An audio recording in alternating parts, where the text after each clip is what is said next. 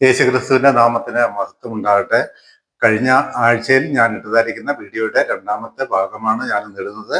ഞാൻ കഴിഞ്ഞ ആഴ്ചയിൽ പറഞ്ഞ വീഡിയോയുടെ വിഷയം ഇതായിരുന്നു: ദൈവത്തിന്റെ രക്ഷാപദ്ധതി കാലാകാലങ്ങളിൽ എന്നുള്ളതായിരിക്കുന്ന കാര്യമാണ്. ദൈവം കാലാകാലങ്ങളിൽ മനുഷ്യനെ രക്ഷിച്ചുകൊണ്ടിരുന്നത് നമുക്കറിയാമല്ലോ. എന്നാൽ എല്ലാ കാലത്തും ദൈവം മനുഷ്യനെ രക്ഷിച്ചത് എന്തടിസ്ഥാനത്തിലാണ് എന്ന് ചോദിച്ചാൽ, മനുഷ്യനെ രക്ഷിച്ചത് കർത്താവായ യേശു ക്രിസ്തുവിന്റെ കാൽവരി കുരിശിലെ യാഗമരണത്തിന്റെ അടിസ്ഥാനത്തിലാണ് മനുഷ്യനെ രക്ഷിച്ചത് എന്നുള്ളത് എല്ലാവർക്കും തന്നെ അറിയാം. നമ്മൾ 2 കൊരിന്ത്യർ ലേഖനം 5-ാം അധ്യായത്തിൽ നമ്മൾ വായിക്കുന്നത്, ദൈവം ലോകത്തിന് ലംഘനങ്ങളെ കണക്കിടാതെ ലോകത്തെ ക്രിസ്തു മൂലം തന്നോട് നിരപ്പിച്ചു പോന്നു, ആ നിരപ്പിന്റെ ശുശ്രൂഷ ഞങ്ങളുടെ പക്കൽ പരമേൽപ്പിച്ചിരിക്കുന്നു എന്നാണ്. അപ്പോൾ ലോകാരംഭം മുതൽ, മനുഷ്യന്റെ ആരംഭം മുതൽ ലോകത്തെ നിരപ്പിച്ചു പോകുന്നത് ക്രിസ്തുവിലൂടെ തന്നെയാണ്. ആ നിരപ്പിന്റെ ശുശ്രൂഷ അല്ലെങ്കിൽ ക്രിസ്തുവിലൂടെ എങ്ങനെ നിരപ്പിച്ചു എന്ന് ചോദിച്ചാൽ, പൗലോസ് അപ്പോസ്തലനിലൂടെ വെളിപ്പെട്ടായിരിക്കുന്ന, ലോകത്തിന് വെളിപ്പെട്ടതായിരിക്കുന്ന കാൽവരി കുരിശിലെ യേശു ക്രിസ്തുവിന്റെ യാഗമരണത്തിന്റെ അടിസ്ഥാനത്തിലാണ് ലോകാരംഭം മുതൽ സകല മനുഷ്യരെയും ദൈവം നിരപ്പിച്ചിട്ടുള്ളത്. സകല മനുഷ്യരെ എന്ന് പറഞ്ഞാൽ ദൈവം തിരഞ്ഞെടുത്തായിരിക്കുന്ന, ദൈവത്താൽ നീതീകരിക്കപ്പെട്ടവരായിരിക്കുന്നവരെ എല്ലാവരെയും ദൈവം രക്ഷിച്ചിട്ടില്ലല്ലോ, നമുക്കറിയാമല്ലോ. അപ്പൊ അവരുടെ എല്ലാവരുടെയും രക്ഷ എന്ന് പറയുന്നത് കർത്താവായ യേശു ക്രിസ്തുവിന്റെ കാൽവരി യാഗത്തിലാണ്. എന്നാൽ അവരെല്ലാവരും, പഴയ വിശുദ്ധന്മാരെല്ലാവരും അത് കണ്ട് വിശ്വസിച്ചിട്ടാണോ രക്ഷപ്പെട്ടെ? അല്ല. അവർക്കാർക്കും ഇങ്ങനെ കാലക്രമത്തിൽ ദൈവത്തിന്റെ പുത്രൻ ലോകത്തിൽ വരുമെന്നും ദൈവത്തിന്റെ പുത്രൻ യാഗമരണം ഭരിക്കുമെന്നും അതിലൂടെ രക്ഷ പ്രാപിക്കുമെന്നും അവർക്ക് ആർക്കും അറിഞ്ഞുകൂടാ.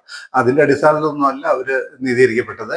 അവരുടെ കാലഘട്ടങ്ങളില്, ഓരോരുത്തരുടെയും കാലഘട്ടങ്ങളിൽ ദൈവം എന്ത് കൽപ്പിച്ചോ ആ ദൈവം കൽപ്പിച്ചതായിരിക്കുന്ന കാര്യങ്ങൾ അവരനുസരിച്ചപ്പോൾ, അവര് ദൈവത്തെ വിശ്വസിച്ചുകൊണ്ട് അതനുസരിച്ചു. ആ വിശ്വാസം ദൈവം അവർക്ക് നീതിയായി കണക്കെടുക്കുകയും അവരെ നീതീകരിക്കുകയും ചെയ്തു. നീതീകരണത്തിനുള്ളായിരിക്കുന്ന ദൈവത്തിന്റെ വഴി എന്താണ് എന്ന് ചോദിച്ചാൽ, സൗജന്യമായിട്ട് ഒരുതൻ ഞാൻ ദൈവത്തെ വിശ്വസിച്ചു അതുകൊണ്ട് ഞാൻ രക്ഷപ്പെട്ടു എന്നുള്ളതായിരിക്കുന്ന കാര്യം പറഞ്ഞാലും, അങ്ങനെ മനുഷ്യർ പറയുമായിരിക്കാം. അങ്ങനെ പറഞ്ഞാലും അവരെ നീതീകരിക്കണമെങ്കിൽ ദൈവത്തിന്റെ ഒരു വ്യവസ്ഥയുണ്ട്. പാപത്തിന്റെ ശമ്പളമായിരിക്കുന്ന മരണം വരിക്കണം, മനുഷ്യൻ പാപത്തിന്റെ ശിക്ഷാവിധി ഏറ്റുവാങ്ങണം, മനുഷ്യൻ പാപത്തിന്റെ പ്രായശ്ചിത്തമായിരിക്കുന്ന രക്തം ചിന്തണം മനുഷ്യൻ. എന്നാൽ ഇതൊന്നും മനുഷ്യനാൽ പ്രാപ്തമല്ല. മനുഷ്യൻ അതൊക്കെ ചെയ്തു കഴിഞ്ഞാൽ പിന്നെ മനുഷ്യൻ രക്ഷപ്പെടാൻ പറ്റുമോ? അവരുടെ പാപമംഗലമായിരിക്കുന്ന രക്തത്തിന്, അവരുടെ പാപത്തിന്റെ പ്രായശ്ചിത്തമായിരിക്കുന്ന രക്തം അവരുടെ രക്തം തന്നെ ചൊരിഞ്ഞതുകൊണ്ട് അവർക്ക് ആർക്കും രക്ഷപ്പെടാനായിട്ട് പറ്റുകയില്ല. അതൊന്നുമല്ല. കർത്താവായ യേശു ക്രിസ്തു തന്റെ പുത്രനെ യാഗമാക്കുന്നതിലൂടെയാണ് കാലാകാലങ്ങളായി മനുഷ്യനെ രക്ഷിച്ചുകൊണ്ടിരുന്നത് എന്നുള്ളത് നമ്മൾ മനസ്സിലാക്കണം. അപ്പോൾ മനുഷ്യരെ ഒന്നാമത്തെ മനുഷ്യൻ മുതൽ, അല്ലെങ്കിൽ എന്താ പറയുന്ന ആദാമിന്റെ മകനായിരിക്കുന്ന ഹാബേല് മുതലുള്ളായിരിക്കുന്നവരെ ദൈവം നീതീകരിച്ചതിന്റെ അടിസ്ഥാനം എന്താണെന്ന് ചോദിച്ചാല്, അവരുടെയൊക്കെ നീതീകരണം സംഭവിച്ചത് കാൽവരിയിലെ കുരിശിലാണ് എന്നുള്ളായിരിക്കുന്ന കാര്യം ഞാൻ കഴിഞ്ഞ ആഴ്ച പറയുകയുണ്ടായി. ആദാം എങ്ങനെയാണ് നീതീകരിക്കപ്പെട്ടതെന്ന് ഞാൻ പറഞ്ഞു. എബ്രായ ലേഖനം 11-ാം അധ്യായത്തിന്റെ 4-ാം വാക്യത്തിൽ നമ്മൾ വായിക്കുന്നുണ്ട്, വിശ്വാസത്താൽ ആദാം കായിനേക്കാളും ഉത്തമമായിരിക്കുന്ന യാഗം കഴിച്ചു. അത് വിശ്വാസത്താൽ ചെയ്തുകൊണ്ട്. അപ്പൊ അന്ന് പറയുന്നതായിരിക്കുന്ന ഹാബേലിന് എന്ത് വിശ്വാസമാണോ കിട്ടിയത്, ആ വിശ്വാസത്തിന്റെ അടിസ്ഥാനത്തിൽ ഹാബേൽ യാഗം കഴിച്ചു, ദൈവത്തെ വിശ്വസിച്ചു, അതിന്റെ അടിസ്ഥാനത്തിൽ യാഗം കഴിച്ചു, രക്ഷപ്പെട്ടു. നമുക്കറിയാമല്ലോ നോഹയുടെ കാലവും നമുക്കതുപോലെ തന്നെ അറിയാം.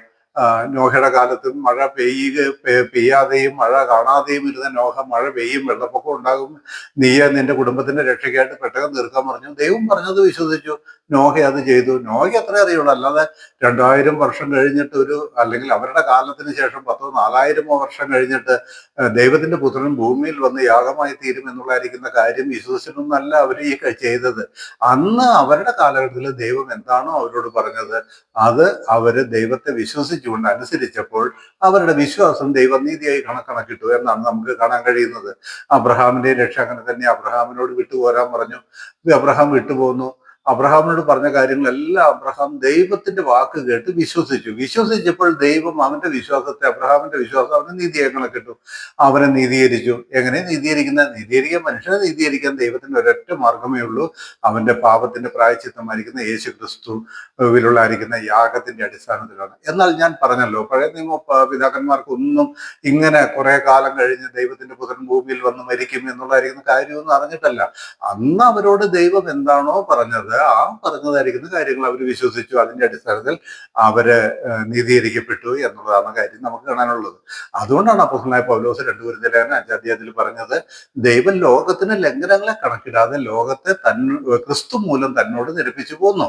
ആ നിരപ്പിന്റെ ശുശ്രൂഷ എങ്ങനെയായിരുന്നു എന്നുള്ളതാണ് ഇന്ന് ഞങ്ങളുടെ പക്കൽ മരമേൽപ്പിച്ചിരിക്കുന്നത്. ഞങ്ങൾ പറയുന്ന സുവിശേഷമാണ് ആ ലോകാരംഭം മുതൽ മനുഷ്യന്റെ നിരപ്പിന് കാരണമായിട്ടുള്ള കാര്യം എന്നുള്ളത് ഞാൻ കഴിഞ്ഞ വീഡിയോയിലൂടെ നിങ്ങളോട് പറയുകയുണ്ടായി. അപ്പൊ ഇന്ന് ഞാൻ നിങ്ങളോട് പറയാൻ ആഗ്രഹിക്കുന്നത്, ന്യായപ്രമാണ കാലഘട്ടത്തിൽ യഹൂദനെ ദൈവം എങ്ങനെയാണ് രക്ഷിച്ചത് എന്നുള്ളതായിരിക്കുന്ന ഒരു കാര്യമാണ് ഇന്ന് പറയാൻ ആഗ്രഹിക്കുന്നത്. അത് അല്പം ഷോർട്ടായിട്ട് പറഞ്ഞിട്ട്, 4 സുവിശേഷങ്ങളുടെ കാലഘട്ടത്തിൽ, അതായത് കർത്താവായ യേശു ക്രിസ്തു ഭൂമിയിൽ ജനിച്ച് ജീവിച്ച് മരിച്ച് ഉയർത്ത് സ്വർഗാരോഹണം ചെയ്തത് വരെയുള്ളായിരിക്കുന്ന കാലഘട്ടത്തിലോ, അല്ലെങ്കിൽ ആ ദൗത്യം, യഹൂദന്മാരെ രക്ഷിക്കുന്ന ദൗത്യം എങ്ങനെയാണ് ദൈവം നിർവഹിച്ചത് എന്നുള്ളതായിരിക്കുന്ന കാര്യവും കൂടെ നിങ്ങളോട് പറയണം എന്നാണ് ഞാൻ ഇന്നത്തെ വീഡിയോയിലൂടെ ആഗ്രഹിക്കുന്നത്.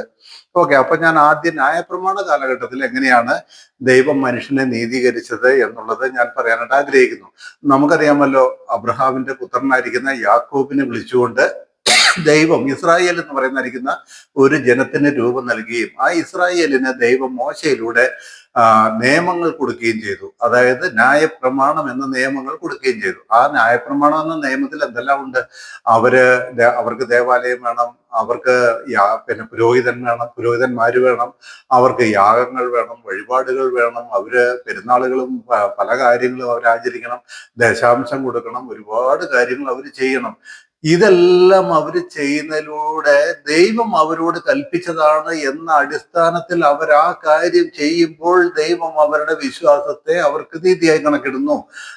സാധാരണ ഇന്നത്തെ ക്രിസ്തീയ ലോകത്തിലുള്ളായിരിക്കുന്ന ഒരുപാട് പ്രസംഗം ഒഴിപ്പിക്കാനാണോ എന്തിനാണോ അവർക്കറിയാമെന്നായിരിക്കും എന്ന് വിചാരിക്കുന്നത്. അവർ പ്രസംഗിക്കാറുണ്ട്. എന്താ പ്രസംഗിക്കുന്നത് അറിയാമോ? അവരെല്ലാവരും വന്ന് യാഗം കഴിച്ചുകൊണ്ടിരുന്നപ്പോൾ അവര് കാൽവരിയിൽ മരിക്കാനിരുന്ന യേശു ക്രിസ്തുവിന്റെ ആ ദർശനം കിട്ടിയിട്ടാണ്, അല്ലെങ്കിൽ അതിന്റെ നിഴലായിട്ടാണ് പണ്ട് അവർ യാഗം കഴിച്ചുകൊണ്ടിരുന്നത്. അവരെല്ലാവരും യേശു ക്രിസ്തുവിനെ അന്നേ കണ്ടിരുന്നു, വിശ്വസിച്ചിരുന്നു, അവരുടെ ഉള്ളിൽ ദൈവത്തിന്റെ ആത്മാവ് ആ ബോധ്യം കൊടുത്തിരുന്നു. അതുകൊണ്ട് പഴയ നിയമ യാഗങ്ങളെല്ലാം വരുവാനിരുന്ന യേശു ക്രിസ്തുവിന്റെ നിഴലായിരിക്കുന്ന യാഗങ്ങളാണ് എന്നൊക്കെ അവർ പ്രസംഗിക്കും. അത് ശരിയാട്ടോ. വരാനിരുന്ന കർത്താവായ യേശു ക്രിസ്തുവിന്റെ കാൽവരി യാഗത്തിലെ നിഴലാണ് ഈ പറയുന്നതായിരിക്കുന്ന യഹൂദന്മാരെല്ലാം അവരുടെ ദേവാലയത്തിൽ കഴിച്ചുകൊണ്ടിരുന്ന യാഗങ്ങളെല്ലാം അതിന് നിഴലാണ്. പക്ഷേ അവരാരും ആ കാര്യം കണ്ടിട്ടല്ല, അറിഞ്ഞിട്ടല്ല. പുത്രൻ ഒരിക്കൽ ദൈവത്തിന്റെ പുത്രൻ ഭൂമിയിൽ വരുമെന്നും അവരുടെ മശിക അവർക്ക് വേണ്ടി അറുക്കപ്പെടുമെന്നും ആ അറുക്കപ്പെടുന്ന കുഞ്ഞാടിന്റെ ഓർമ്മയായിട്ടാണ് ഞങ്ങൾ ഇന്ന് യാഗം കഴിക്കുന്നത്. അവരാരും അറിഞ്ഞില്ല. അവർക്ക് ഇതൊന്നും അറിയില്ലെന്നേ. ലോകത്തിന് ഇതൊന്നും അറിയില്ല. ദൈവം എന്താ ചെയ്യാൻ പോകുന്നത്, ദൈവം എങ്ങനെ ഇവരെ നീതീകരിക്കുന്നത്, ഇതൊന്നും ലോകത്തിന് അന്ന് മനസ്സിലായിട്ടില്ല. അന്ന് മോശയിലൂടെ ന്യായപ്രമാണവും ചട്ടങ്ങളും കൽപ്പനകളും എല്ലാം കൊടുത്തു. അവരുടെ ജീവിതപരമായിരിക്കുന്നത്, അവരുടെ രാഷ്ട്രപരമായിരിക്കുന്നത്, അതുപോലെ തന്നെ അവരുടെ മതപരമായിരിക്കുന്നത്, അങ്ങനെ സകലവിധമായിരിക്കുന്ന കാര്യങ്ങളും അവർക്ക് കൊടുത്തു, നിയമങ്ങൾ കൊടുത്തു. ദൈവത്തിന് വേണ്ടി വേർതിരിക്കപ്പെട്ട ഒരു പ്രത്യേക ജനതയാണ് അവരെന്ന് നിങ്ങൾക്ക് അറിയാമല്ലോ. അപ്പൊ അവര് ഭൂമിയിൽ സത്യദൈവത്തിന്റെ വഴികളെ അനുസരിച്ച് ജീവിക്കേണ്ടത് എങ്ങനെയാണ് എന്നുള്ളതിന് വേണ്ടിയിട്ട് ദൈവം അവർക്ക് എന്ത് ചെയ്തു? ന്യായപ്രമാണങ്ങളും ചട്ടങ്ങളും കൊടുത്തു. അതിൽ അവരുടെ ആത്മീയപരമായിരിക്കുന്ന കാര്യങ്ങളുണ്ടായിരുന്നു. അതാണ് ദേവാലയം, പൗരോഹിത്യം, ദേവാലയത്തിലെ യാഗങ്ങൾ, വഴിപാടുകൾ, പിന്നെ അതുപോലെ തന്നെ പരിച്ഛേദന, അതുപോലെ തന്നെ മറ്റ് പെരുന്നാളുകൾ, മറ്റു കാര്യങ്ങളെല്ലാം തന്നെ അവരുടെ ആത്മീയമായിരിക്കുന്ന പിന്നെ വിശ്വാസത്തിന് ആവശ്യമായിരിക്കുന്ന ഉപദേശ സംഹിതകളാണ്. ജീവിതപരമായിരിക്കുന്ന ഉപദേശങ്ങളുണ്ട്, രാഷ്ട്രപരമായിരിക്കുന്ന ഉപദേശങ്ങളുണ്ട്, അതുപോലെ തന്നെ നിയമപരമായിരിക്കുന്ന എന്ന് പറഞ്ഞാല് തെറ്റ് ചെയ്യുന്നവനെ എങ്ങനെ ശിക്ഷിക്കണം, അവനെ ഏതെല്ലാം തെറ്റുകൾക്ക് ഏതെല്ലാം ശിക്ഷ കൊടുക്കണം, ഇതെല്ലാം ഉണ്ട്. അവര് ഭൂമിയിൽ ദൈവത്തിന്റെ ജനതയായി നിലനിൽക്കേണ്ട തന്നെ ദൈവം അവർക്ക് കൊടുത്തായിരിക്കുന്ന നിയമങ്ങളാണത്. അവർക്കൊന്നേ അറിയുള്ളൂ, ദൈവം അവരോട് മോശയിലൂടെ എന്ത് കൽപ്പിച്ചുവോ അതനുസരിച്ചാൽ മതി. അതിലൂടെ അവർക്ക് രക്ഷ കിട്ടുമെന്ന് അവർ വിശ്വസിച്ചു. മതി, അത്രയും മതി. അവർക്ക് അത് കഴിഞ്ഞ് 12,000 വർഷം കഴിഞ്ഞിട്ട് മരിക്കാതിരിക്കുന്ന ക്രിസ്തുവിനെ കാണാനൊന്നും അവർക്ക് പറ്റില്ല. അവരൊട്ട് കണ്ടിട്ടുമില്ല, അവരൊട്ട് അറിഞ്ഞിട്ടുമില്ല. അവർ ഈ ക്രിസ്തുവിനെ കുറിച്ചുള്ളായിരിക്കുന്ന രക്ഷാസൂചനകളൊന്നും അവർക്ക് അറിഞ്ഞുകൂടാ. മോശയിലൂടെ ദൈവം അവരോട് ഇടപെട്ട് കൽപ്പനകളും ചട്ടങ്ങളും കൊടുത്തപ്പോൾ അതനുസരിക്കുന്നതിലൂടെ ദൈവം ഞങ്ങളോട് പ്രീതിയുള്ളവനാകും, ദൈവം ഞങ്ങളെ നീതീകരിക്കും എന്ന് അവർ വിശ്വസിച്ചു. ദൈവം തന്ന കൽപ്പനകൾ ഞങ്ങൾ അനുസരിക്കും എന്ന് പറഞ്ഞ് അവരനുസരിച്ചു. അതിന്റെ അടിസ്ഥാനത്തിലാണ് അവർക്ക് നീതീകരണം വന്നത് എന്നുള്ളതായിരിക്കുന്ന കാര്യം നമ്മൾ മനസ്സിലാക്കണം. ഞാൻ പുറപ്പാട് പുസ്തകത്തിന്റെ 19-ാം അധ്യായത്തിന്റെ 5-6 വാക്യങ്ങൾ ഞാൻ ആദ്യം വായിക്കാം. പുറപ്പാട് പുസ്തകം 19-ാം അധ്യായം 5-6 വാക്യങ്ങൾ.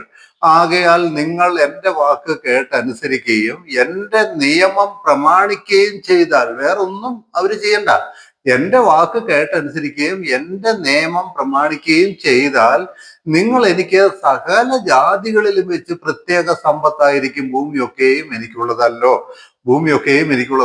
നിങ്ങൾ എനിക്കൊരു പുരോഹിത രാജ്യത്വവും വിശുദ്ധ ജനവുമാകും. ഇവ നീ ഇസ്രായേൽ മക്കളോട് പറയേണ്ടുന്ന വചനങ്ങൾ. അപ്പോ ദൈവത്തിന്റെ നിയമങ്ങളും ചട്ടങ്ങളും മോശയിലൂടെ കിട്ടിയത് അവരനുസരിച്ചാൽ മതി. അവരത് വിശ്വാസത്താൽ ചെയ്യുമ്പോൾ അവരുടെ വിശ്വാസത്തിന്റെ അടിസ്ഥാനത്തിൽ ദൈവം അവരെ നീതീകരിക്കുകയും അവരെ രക്ഷിക്കുകയും ചെയ്യും. എന്നാൽ നമുക്കറിയാമല്ലോ, അവരെല്ലാവരും അതിൽ വിജയിച്ചോ? ഇല്ല. അവരിൽ ഒരുപാട് പേര് വീണുപോയി. അങ്ങനെയല്ല നമ്മള് 1 കൊരിന്ത്യർ ലേഖനം 10-ാം അധ്യായത്തിൽ വായിക്കുന്നത്. അവരിൽ പലരിലും ദൈവം പ്രസാദിച്ചില്ല എന്നല്ലേ പൗലോസിലൂടെ ദൈവാത്മാവ് എഴുതുന്നത്. പലരിലും ദൈവം പ്രസാദിച്ചില്ല, അവരിൽ അധികം പേരും വീണുപോയി. നമുക്കതറിയാം. എന്നാലും അവര് ഈ യാഗങ്ങളും വഴിപാടുകളും ഒക്കെ കഴിക്കുമ്പോൾ മോശയിലൂടെ ദൈവം ഞങ്ങളോട് പറഞ്ഞ ഈ കാര്യം ഞങ്ങൾ വിശ്വസിച്ചാൽ മതി എന്നേ അവർക്കറിയുള്ളൂ. അവർക്ക് അത്രേ അറിയുള്ളൂന്നേ. അല്ലാതെ അതിനുശേഷം ദൈവം ഒരു നിത്യരക്ഷാ പദ്ധതി ഒരുക്കുന്ന കാൽവരി കുരിശുണ്ടെന്നൊന്നും അവർക്കറിയില്ല. ക്രിസ്തുവിനെ അവർക്കറിയില്ല. മോശയിലൂടെ പറഞ്ഞത് അവർ ചെയ്യുന്നു, അതിലൂടെ അവർ രക്ഷ പ്രാപിക്കുന്നു. രക്ഷ പ്രാപിച്ചില്ലേ? അവരിലൂടെ രക്ഷ പ്രാപിച്ചില്ലേ? നിങ്ങളൊന്ന് നോക്കിയേ, 50-ാം സങ്കീർത്തനത്തിൽ ഒന്ന് നോക്കിയേ. 50-ാം സങ്കീർത്തനത്തിൽ ഒരു വാക്യം ഞാൻ വായിക്കാം. 50-ാം സങ്കീർത്തനത്തിന്റെ 5-ാം വാക്യം നമ്മൾ വായിക്കുന്നത് എങ്ങനെയാണ്? 50-ന്റെ 5. യാഗം കഴിച്ച് എന്നോട് നിയമം ചെയ്തവരായ എൻ്റെ വിശുദ്ധന്മാരെ എൻ്റെ അടുക്കൽ കൂട്ടുവിൻ.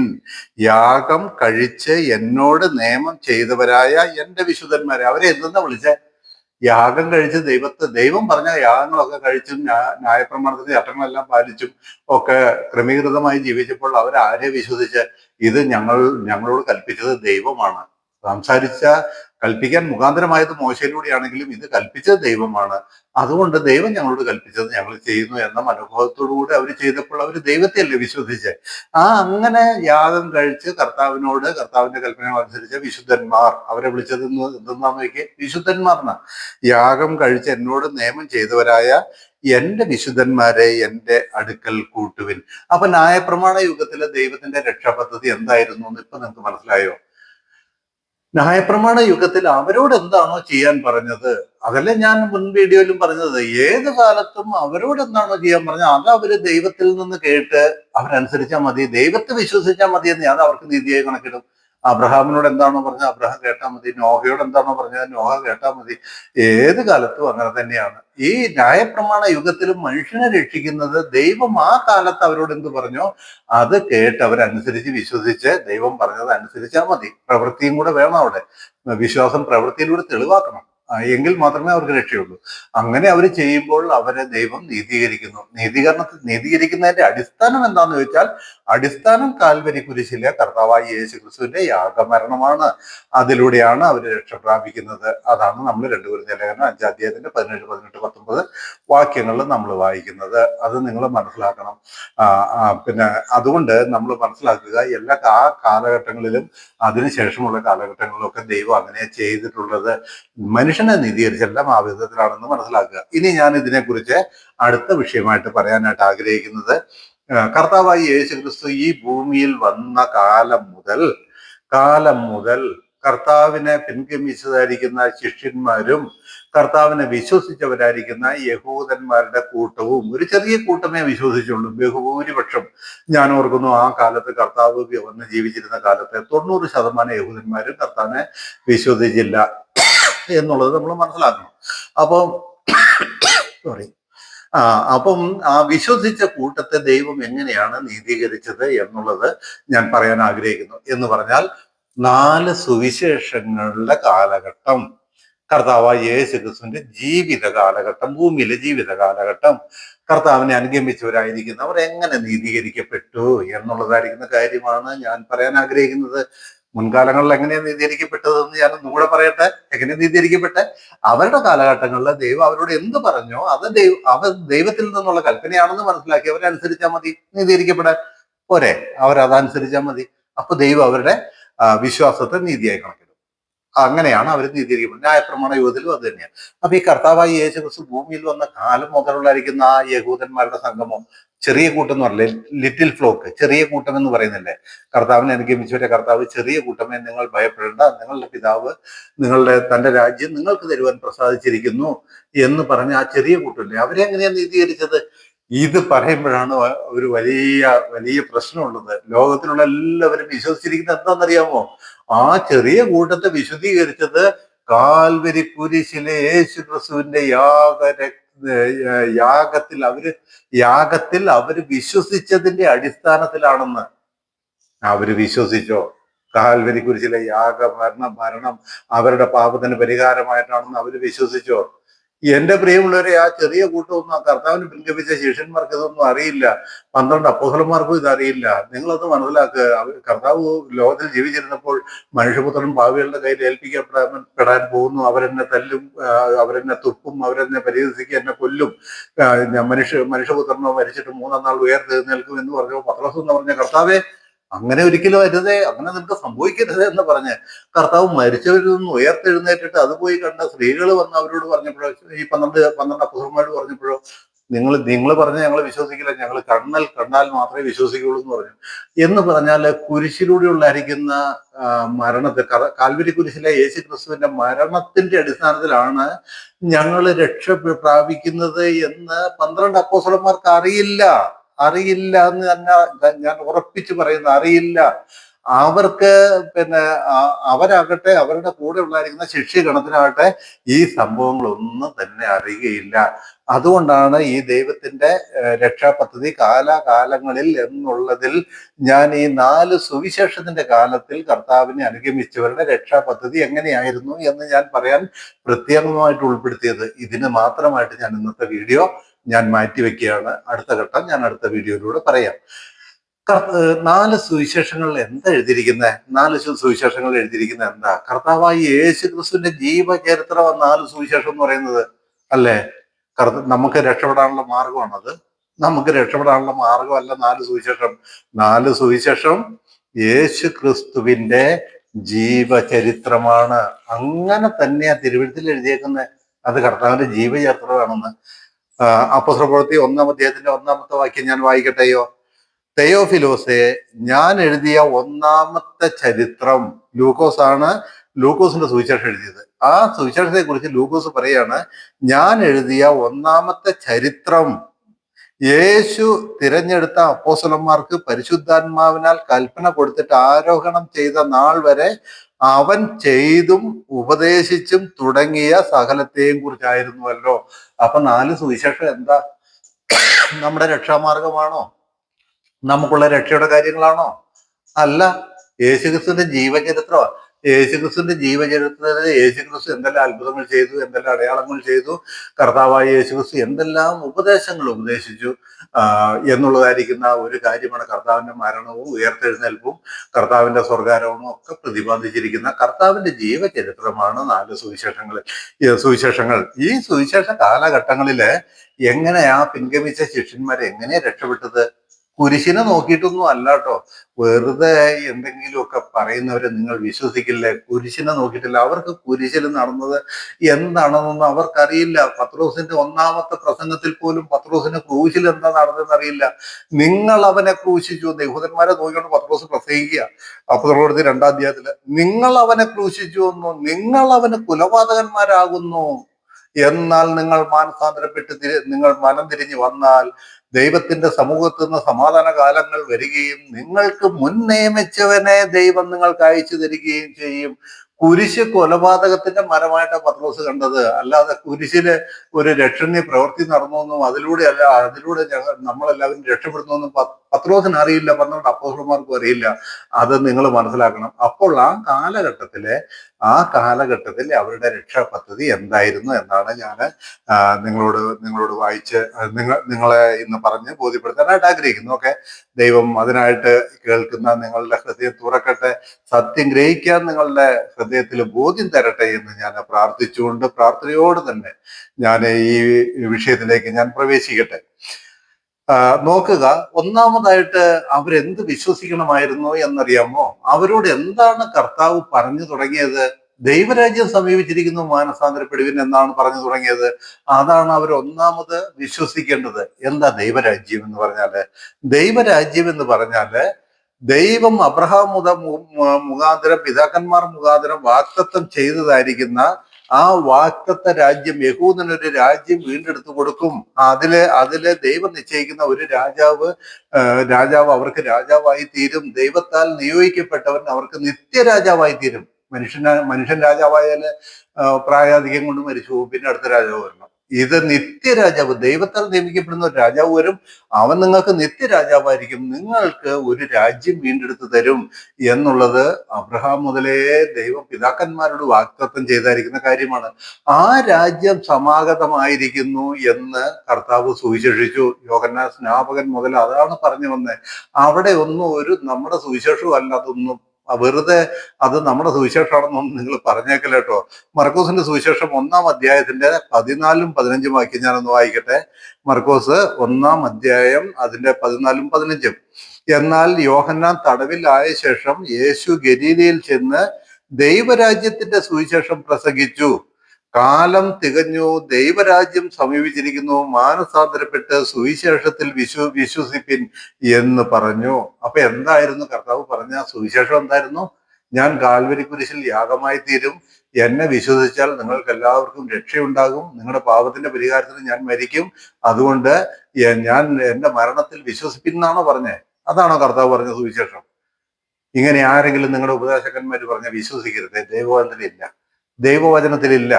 ദൈവവചനത്തിൽ നിന്ന് ഞാൻ പറഞ്ഞത് ഈ 12 അപ്പോസ്തലന്മാരുടെ എഴുത്തുകളിലില്ല. അതൊക്കെ എവിടെയാണെന്നുള്ളത് ഞാൻ അടുത്ത വീഡിയോയിൽ പറയാം. അതൊക്കെ എവിടുന്നാണ്, എങ്ങനെയാണ് വെളിപ്പെട്ടതെന്നൊക്കെ ഞാൻ അടുത്ത വീഡിയോയിൽ പറയാം. അതുകൊണ്ടാണ് ദൈവത്തിന്റെ രക്ഷാ പദ്ധതി കാലാകാലങ്ങളിൽ എന്ന് ഞാൻ ഇതിന് പേര് കൊടുത്തിരിക്കുന്നത്. ഇവർക്ക് ഇതൊന്നും അറിയില്ല. ഇവരോട് പറഞ്ഞ സുവിശേഷം എന്താണെന്നറിയാമോ? ഇവരോട് പറഞ്ഞത് ക്രൂശിൽ മരിക്കുന്ന കാര്യവും നല്ല പറഞ്ഞത്. ദൈവരാജ്യം സമീപിച്ചിരിക്കുന്നു, നിങ്ങൾക്ക് വാഗ്ദത്തം ചെയ്ത് 1000 ആണ്ട് വാഴ്ചയിലേക്ക് നമ്മൾ കടക്കാൻ പോകുന്നു, സമീപിച്ചിരിക്കുന്നു, മാനസാന്തരപ്പെട്ട് ആ സുവിശേഷത്തിൽ വിശ്വസിപ്പിന്ന് അവരോട് പറഞ്ഞു.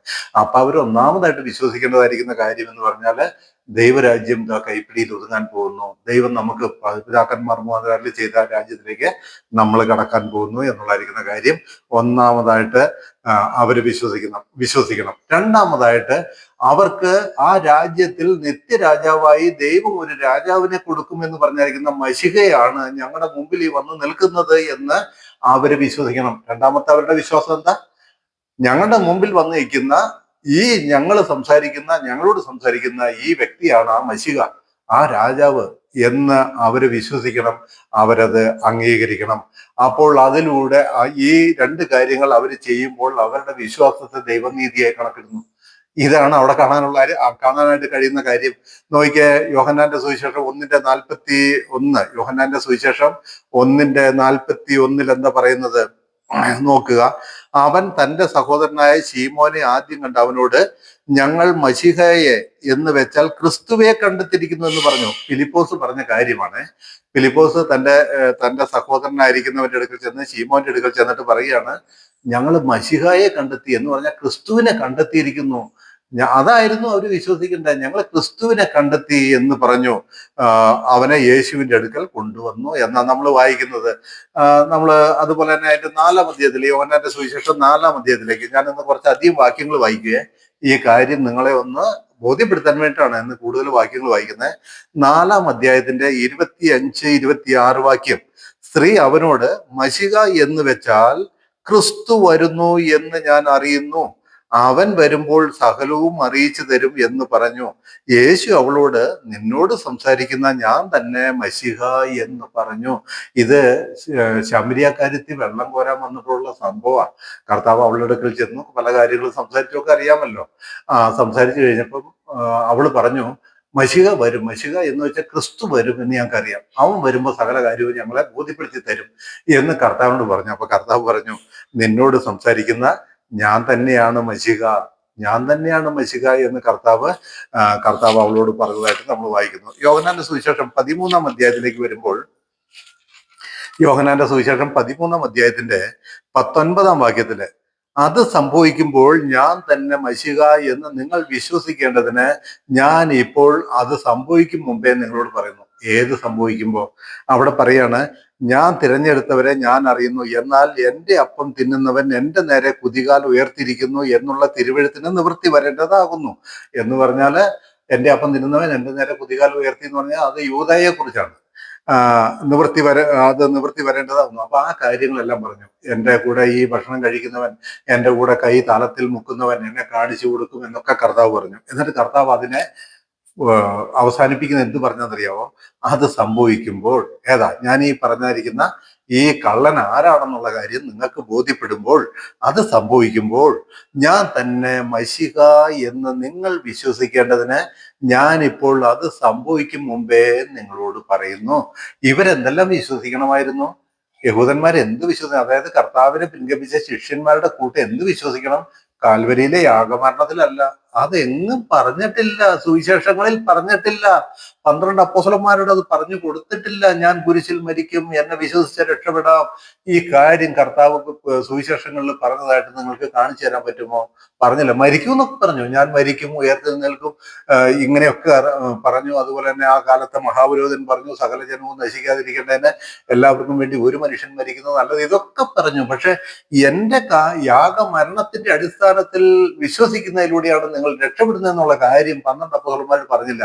അവരെന്താ വിശ്വസിക്കണ്ടേ? അവര് വിശ്വസിക്കേണ്ടത് ദൈവരാജ്യം സമീപിച്ചിരിക്കുന്നു എന്നുള്ള കാര്യം വിശ്വസിക്കണം. ആ സുവിശേഷം അവർ വിശ്വസിക്കണം. അതാ കർത്താവ് പറഞ്ഞ സുവിശേഷം. 2, ആ ദൈവരാജ്യത്തിൽ ദൈവം അവർക്ക് വേണ്ടി കൊടുക്കാതിരിക്കുന്ന രാജാവാണ് ഞങ്ങളുടെ മുമ്പിൽ വന്നിരിക്കുന്ന, ഞങ്ങളുടെ മശിഹായാണ്, ക്രിസ്തുവാണ്, അഭിഷിക്തനാണ് ഞങ്ങളുടെ മുമ്പിൽ, ദൈവത്താൽ അഭിഷിക്തനായി അയക്കപ്പെട്ടവനാണ് ഞങ്ങളുടെ മുമ്പിൽ വന്നിരിക്കുന്നതെന്ന് അവര് വിശ്വസിക്കണം. ക്രിസ്തുവിനെ അവർ മശിഹയായിട്ട് അംഗീകരിക്കണം. അവരത്രയും ചെയ്താൽ മതി. നോക്കിയേ, യോഹന്നാന്റെ സുവിശേഷം 14-ാം അധ്യായത്തിലേക്ക് നിങ്ങൾ ശ്രദ്ധിച്ചു നോക്കിയേ. യോഹന്നാന്റെ സുവിശേഷം അതിന്റെ 14-ാം അധ്യായം, അതിന്റെ 14-ാം അധ്യായത്തിലെ യോഹന്നാൻ 14-ാം അധ്യായത്തിന്റെ 11-ാം വാക്യം. അവിടെ വായിക്കുന്ന എന്താന്ന് നോക്കിയേ, ഞാൻ പിതാവിലും പിതാവ് എന്നിലും എന്ന് എന്നെ വിശ്വസിപ്പിൻ. എന്നെ വിശ്വസിപ്പിൻ, യേശു ക്രിസ്തുവിനെ വിശ്വസിപ്പിൻ, എന്നെ വിശ്വസിപ്പിൻ, അല്ലെങ്കിൽ പ്രവൃത്തി നിമിത്തം എന്നെ വിശ്വസിപ്പിൻ. വേറെ ഒന്നും പറഞ്ഞില്ല. അവരോട് ക്രൂശിൽ മരിക്കുന്ന കാര്യവും പറഞ്ഞില്ല. കാര്യം പറഞ്ഞിട്ടുണ്ട്, പക്ഷെ അതൊന്നും അവർക്ക് ഗ്രഹിക്കാൻ പറ്റിയില്ല എന്ന് എഴുതിയിരിക്കുന്നത്. അവർ ഗ്രഹിച്ചിട്ടുമില്ല. ക്രിസ്തുവിനെ വിശ്വസിക്കണം, അവരുടെ മശിഹായെ അവർ വിശ്വസിക്കണം. എന്നെ വിശ്വസിപ്പിൻ, അല്ലെങ്കിൽ എന്റെ പ്രവൃത്തി നിമിത്തം നിങ്ങൾ എന്നെ വിശ്വസിപ്പിൻ എന്നാണ് പറഞ്ഞിരിക്കുന്നത്. യോഹന്നാന്റെ സുവിശേഷം 1-ാം അധ്യായത്തിലെ 2-ാം വാക്യത്തിൽ എന്തെന്ന് വായിക്കുന്നത്? എല്ലാവർക്കും കാണാപ്പാടുള്ള വാക്യായിരിക്കും അല്ലേ? യോഹന്നാന്റെ സുവിശേഷം 1-2 എന്താ? 1-2 1-12 സോറി, 1-2 1-12 നിന്ന് വായിക്കുന്നത്, അവനെ കൈക്കൊണ്ട് അവന്റെ നാമത്തിൽ വിശ്വസിക്കുന്ന ഏവർക്കും ദൈവമക്കളാകുവാൻ അവൻ അധികാരം കൊടുത്തു. ഇത് ഇന്ന് ഒരുപാട് പ്രസംഗകരെടുത്ത് ഉപയോഗിക്കുന്നതാണ്. പ്രസംഗകർ ഇത് പ്രസംഗിക്കുമ്പം അവരുടെ മനസ്സിലെ ചിത്രം എന്നറിയോ? അവനെ കൈക്കൊണ്ട് അവന്റെ നാമത്തിൽ വിശ്വസിക്കുന്നവർക്ക് ദൈവമക്കളാകുവാൻ അവൻ അധികാരം കൊടുത്തു പ്രസംഗിക്കുമ്പോൾ, ഇന്ന് പ്രസംഗിക്കുന്ന ഈ പ്രസംഗകരുടെ മനസ്സിലൂടെ കടന്നു പോകുന്നത്, കാൽവരി കുരിശിലെ മരണത്തിൽ വിശ്വസിക്കുന്നവർക്ക് ദൈവമക്കളാകുവാൻ അധികാരം കൊടുത്തു എന്നാണ് അവരുടെ മനസ്സിലെ ചിത്രം. ഇത് വെച്ചിട്ടാ ഇവരിത് പ്രസംഗിക്കുന്നത്. എന്റെ പൊന്നു ദൈവമക്കളെ, ഇവിടെ എങ്ങും കാൽവരിയിലെ കുരിശുമില്ല, യാഗവുമില്ല, മരണവുമില്ല, ഒന്നുമില്ല. അവനെ കൈക്കൊണ്ട് അവന്റെ നാമത്തിൽ എന്ന് പറഞ്ഞാൽ ഈ മിശിഹായെ കൈക്കൊള്ളുക എന്ന് പറഞ്ഞാൽ സ്വീകരിക്കുക, വിശ്വസിക്കുക. അവനെ കൈക്കൊണ്ട് അവന്റെ നാമത്തിൽ വിശ്വസിക്കുന്ന അവർക്ക് ദൈവമക്കളാകുവാൻ അവൻ അധികാരം കൊടുത്തു എന്നേ ഉള്ളൂ. അത് ഈ പറയുന്നതായിരിക്കുന്ന യഹൂദന്മാർക്ക് രക്ഷപ്പെടാൻ ഇത് മാത്രമേ വഴിയുള്ളൂ. യേശു അവരുടെ മശിഹാണെന്ന് അംഗീകരിക്കണം, ദൈവം അയച്ചവനാണെന്ന് വിശ്വസിക്കണം, അവരംഗീകരിക്കണം. ആ അംഗീകരിക്കുന്നതിലൂടെ അവർക്ക് അവർക്ക് അതിലൂടെ മാത്രമാണ് അവർക്ക് രക്ഷ. ഇവിടെ എങ്ങും കുരിശിന്റെ യാഗമൊന്നും അവിടെ എങ്ങും വെളിപ്പെട്ടിട്ടില്ല എന്ന് നിങ്ങൾ മനസ്സിലാക്കണം. യോഹന്നാന്റെ സുവിശേഷം 3-ാം അധ്യായത്തിന്റെ 15-16 വാക്യങ്ങൾ എല്ലാവർക്കും അറിയാമല്ലോ. ഞാൻ ആ വേദഭാഗം ഒന്ന് വായിക്കട്ടെ. 15 മുതലുള്ള വാക്യം: അവനിൽ വിശ്വസിക്കുന്ന ഏവനും നിത്യജീവൻ പ്രാപിക്കേണ്ടതിന് തന്നെ തന്റെ ഏകജാതനായ പുത്രനിൽ വിശ്വസിക്കുന്ന ഏവനും നശിച്ചു പോകാതെ നിത്യജീവൻ പ്രാപിക്കേണ്ടതിന് ദൈവം അവനെ നൽകുവാൻ തക്കവണ്ണം ലോകത്തെ സ്നേഹിച്ചു. എന്ത് വിശ്വസിക്കണം? കർത്താവ് തന്റെ മരണത്തെക്കുറിച്ച് തൊട്ട് മേലത്തെ വാക്യം പറഞ്ഞു. അവർക്കത് മനസ്സിലായില്ല. എന്താ പറഞ്ഞത്? മോശ മരുഭൂമിയിൽ സർപ്പത്തെ ഉയർത്തിയതുപോലെ മനുഷ്യപുത്രനെ ഉയർത്തേണ്ടതാണെന്ന് സത്യം. അത് കർത്താവിന്റെ മരണത്തെ കുറിച്ചാണ്. ഓക്കെ, സമ്മതിച്ചു. പക്ഷേ കർത്താവ് ആ മരണത്തിൽ വിശ്വസിക്കണം. എന്റെ യാഗമരണം നിങ്ങളുടെ പാപത്തിന്റെ പരിഹാരത്തിൽ നിന്ന് വിശ്വസിക്കണം എന്നല്ല പറഞ്ഞേ.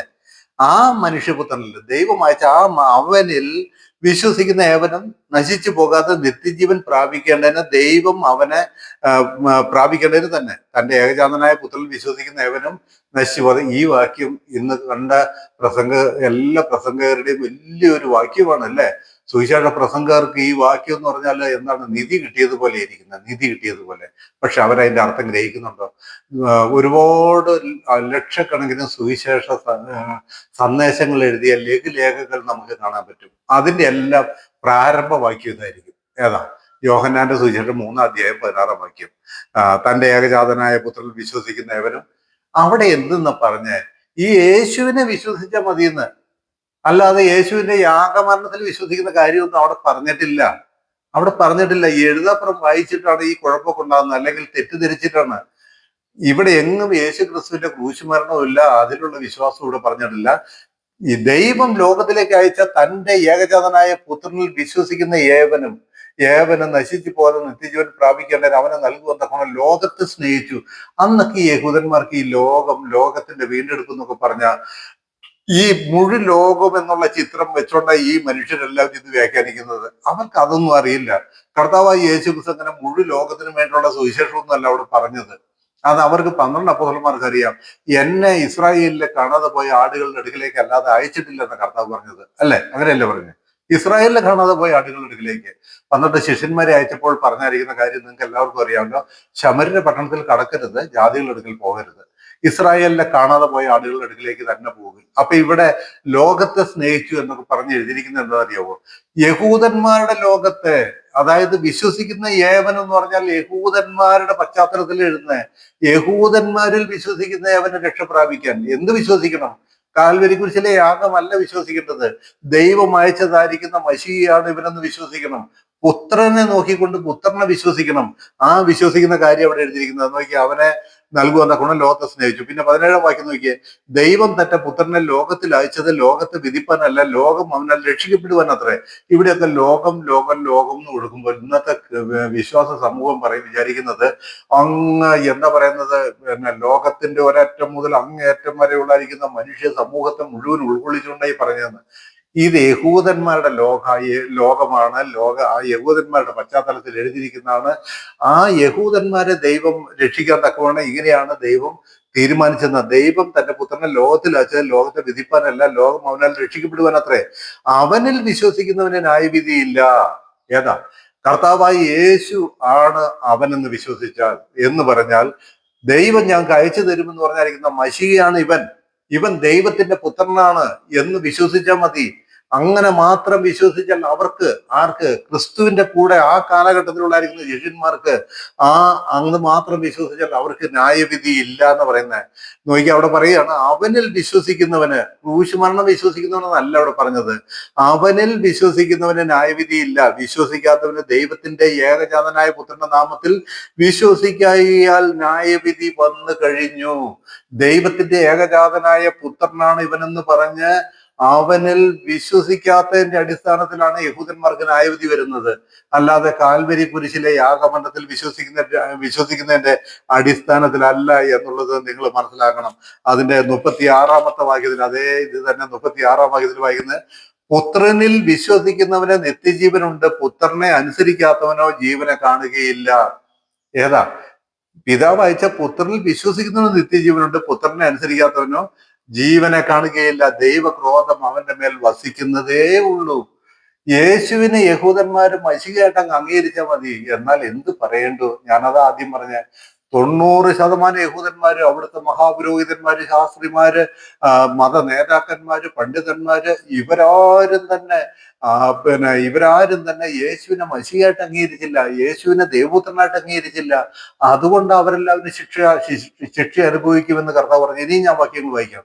ശിക്ഷ അനുഭവിക്കുമെന്ന് കർത്താവ് പറഞ്ഞത് അതറിയാമോ? അല്ലാതെ യാഗമരണത്തിൽ, യേശു ക്രിസ്തുവിന്റെ കാൽവരി കുരിശിലെ യാഗമരണത്തിൽ വിശ്വസിച്ചാൽ രക്ഷ പ്രാപിക്കാമെന്നുള്ള കാര്യമൊന്നും അല്ല ഇവിടെ പറയുന്നത്. അത് നിങ്ങൾ മനസ്സിലാക്കിക്കൊണ്ട് വേണം ഈ കാര്യങ്ങൾ പഠിക്കാൻ. അവര് യേശുവിനെ അംഗീകരിച്ചാൽ മാത്രം മതിയായിരുന്നു, സമ്മതിച്ചാൽ മാത്രം മതിയായിരുന്നു എന്നുള്ളതായിരിക്കുന്ന കാര്യം നിങ്ങളൊന്ന് അംഗീകരിക്കണേ. യോഹന്നാന്റെ സുവിശേഷം 6-ാം അധ്യായത്തിൽ 29-ാം വാക്യം, 6-ാം അധ്യായം അതിന്റെ 29-ാം വാക്യം ഞാനൊന്ന് വായിക്കട്ടെ. 6-ന്റെ 29, ദൈവത്തിന് പ്രസാദമുള്ള പ്രവൃത്തി അവൻ അയച്ചവനിൽ നിങ്ങൾ വിശ്വസിക്കുന്നത് അത്രയെന്ന് ഉത്തരം പറഞ്ഞു. ഞാൻ ദൈവത്തിന് പ്രസാദമുള്ള പ്രവൃത്തി ഞാൻ എന്ത് ചെയ്യണം? എന്താണ് ഞാൻ ദൈവത്തിന് പ്രസാദിപ്പിക്കുന്നതിന് പ്രവൃത്തി ചെയ്യേണ്ടതെന്ന് ചോദിച്ചപ്പോൾ പറഞ്ഞു, ദൈവത്തിന് പ്രസാദമുള്ള പ്രവൃത്തി എന്ന് പറഞ്ഞാൽ അവൻ അയച്ചവനിൽ നിങ്ങൾ വിശ്വസിക്കുക എന്നുള്ളതാണ്. ഈ യേശുവിനെ അങ്ങ് ഉൾക്കൊള്ളുക, സമ്മതിക്കുക. ദൈവം അയച്ചിട്ട് ഞങ്ങൾക്ക് തന്നതായിരിക്കുന്ന ദൈവത്തിന്റെ മശികയാണ്, ദൈവത്തിന്റെ അഭിഷിക്തനാണ്. രാജ്യത്തിലേക്ക് നമ്മൾ കടക്കാൻ പോകുന്നു. ആ രാജ്യത്തിന്റെ രാജാവാണ്, ദൈവപുത്രനായി വന്നിരിക്കുന്നവൻ ഇവനാണ് ദൈവപുത്രൻ എന്ന അത്രയും കാര്യം അവരങ്ങ് അംഗീകരിച്ചാൽ മതി. അത്രയും കാര്യം അവരങ്ങ് വിശ്വസിച്ചാൽ മതി. അവനിൽ പുത്രനിൽ വിശ്വസിക്കുന്നവനാണ് എന്താണ് ഏറ്റവും നല്ല പ്രവൃത്തി ചെയ്യുന്നത്.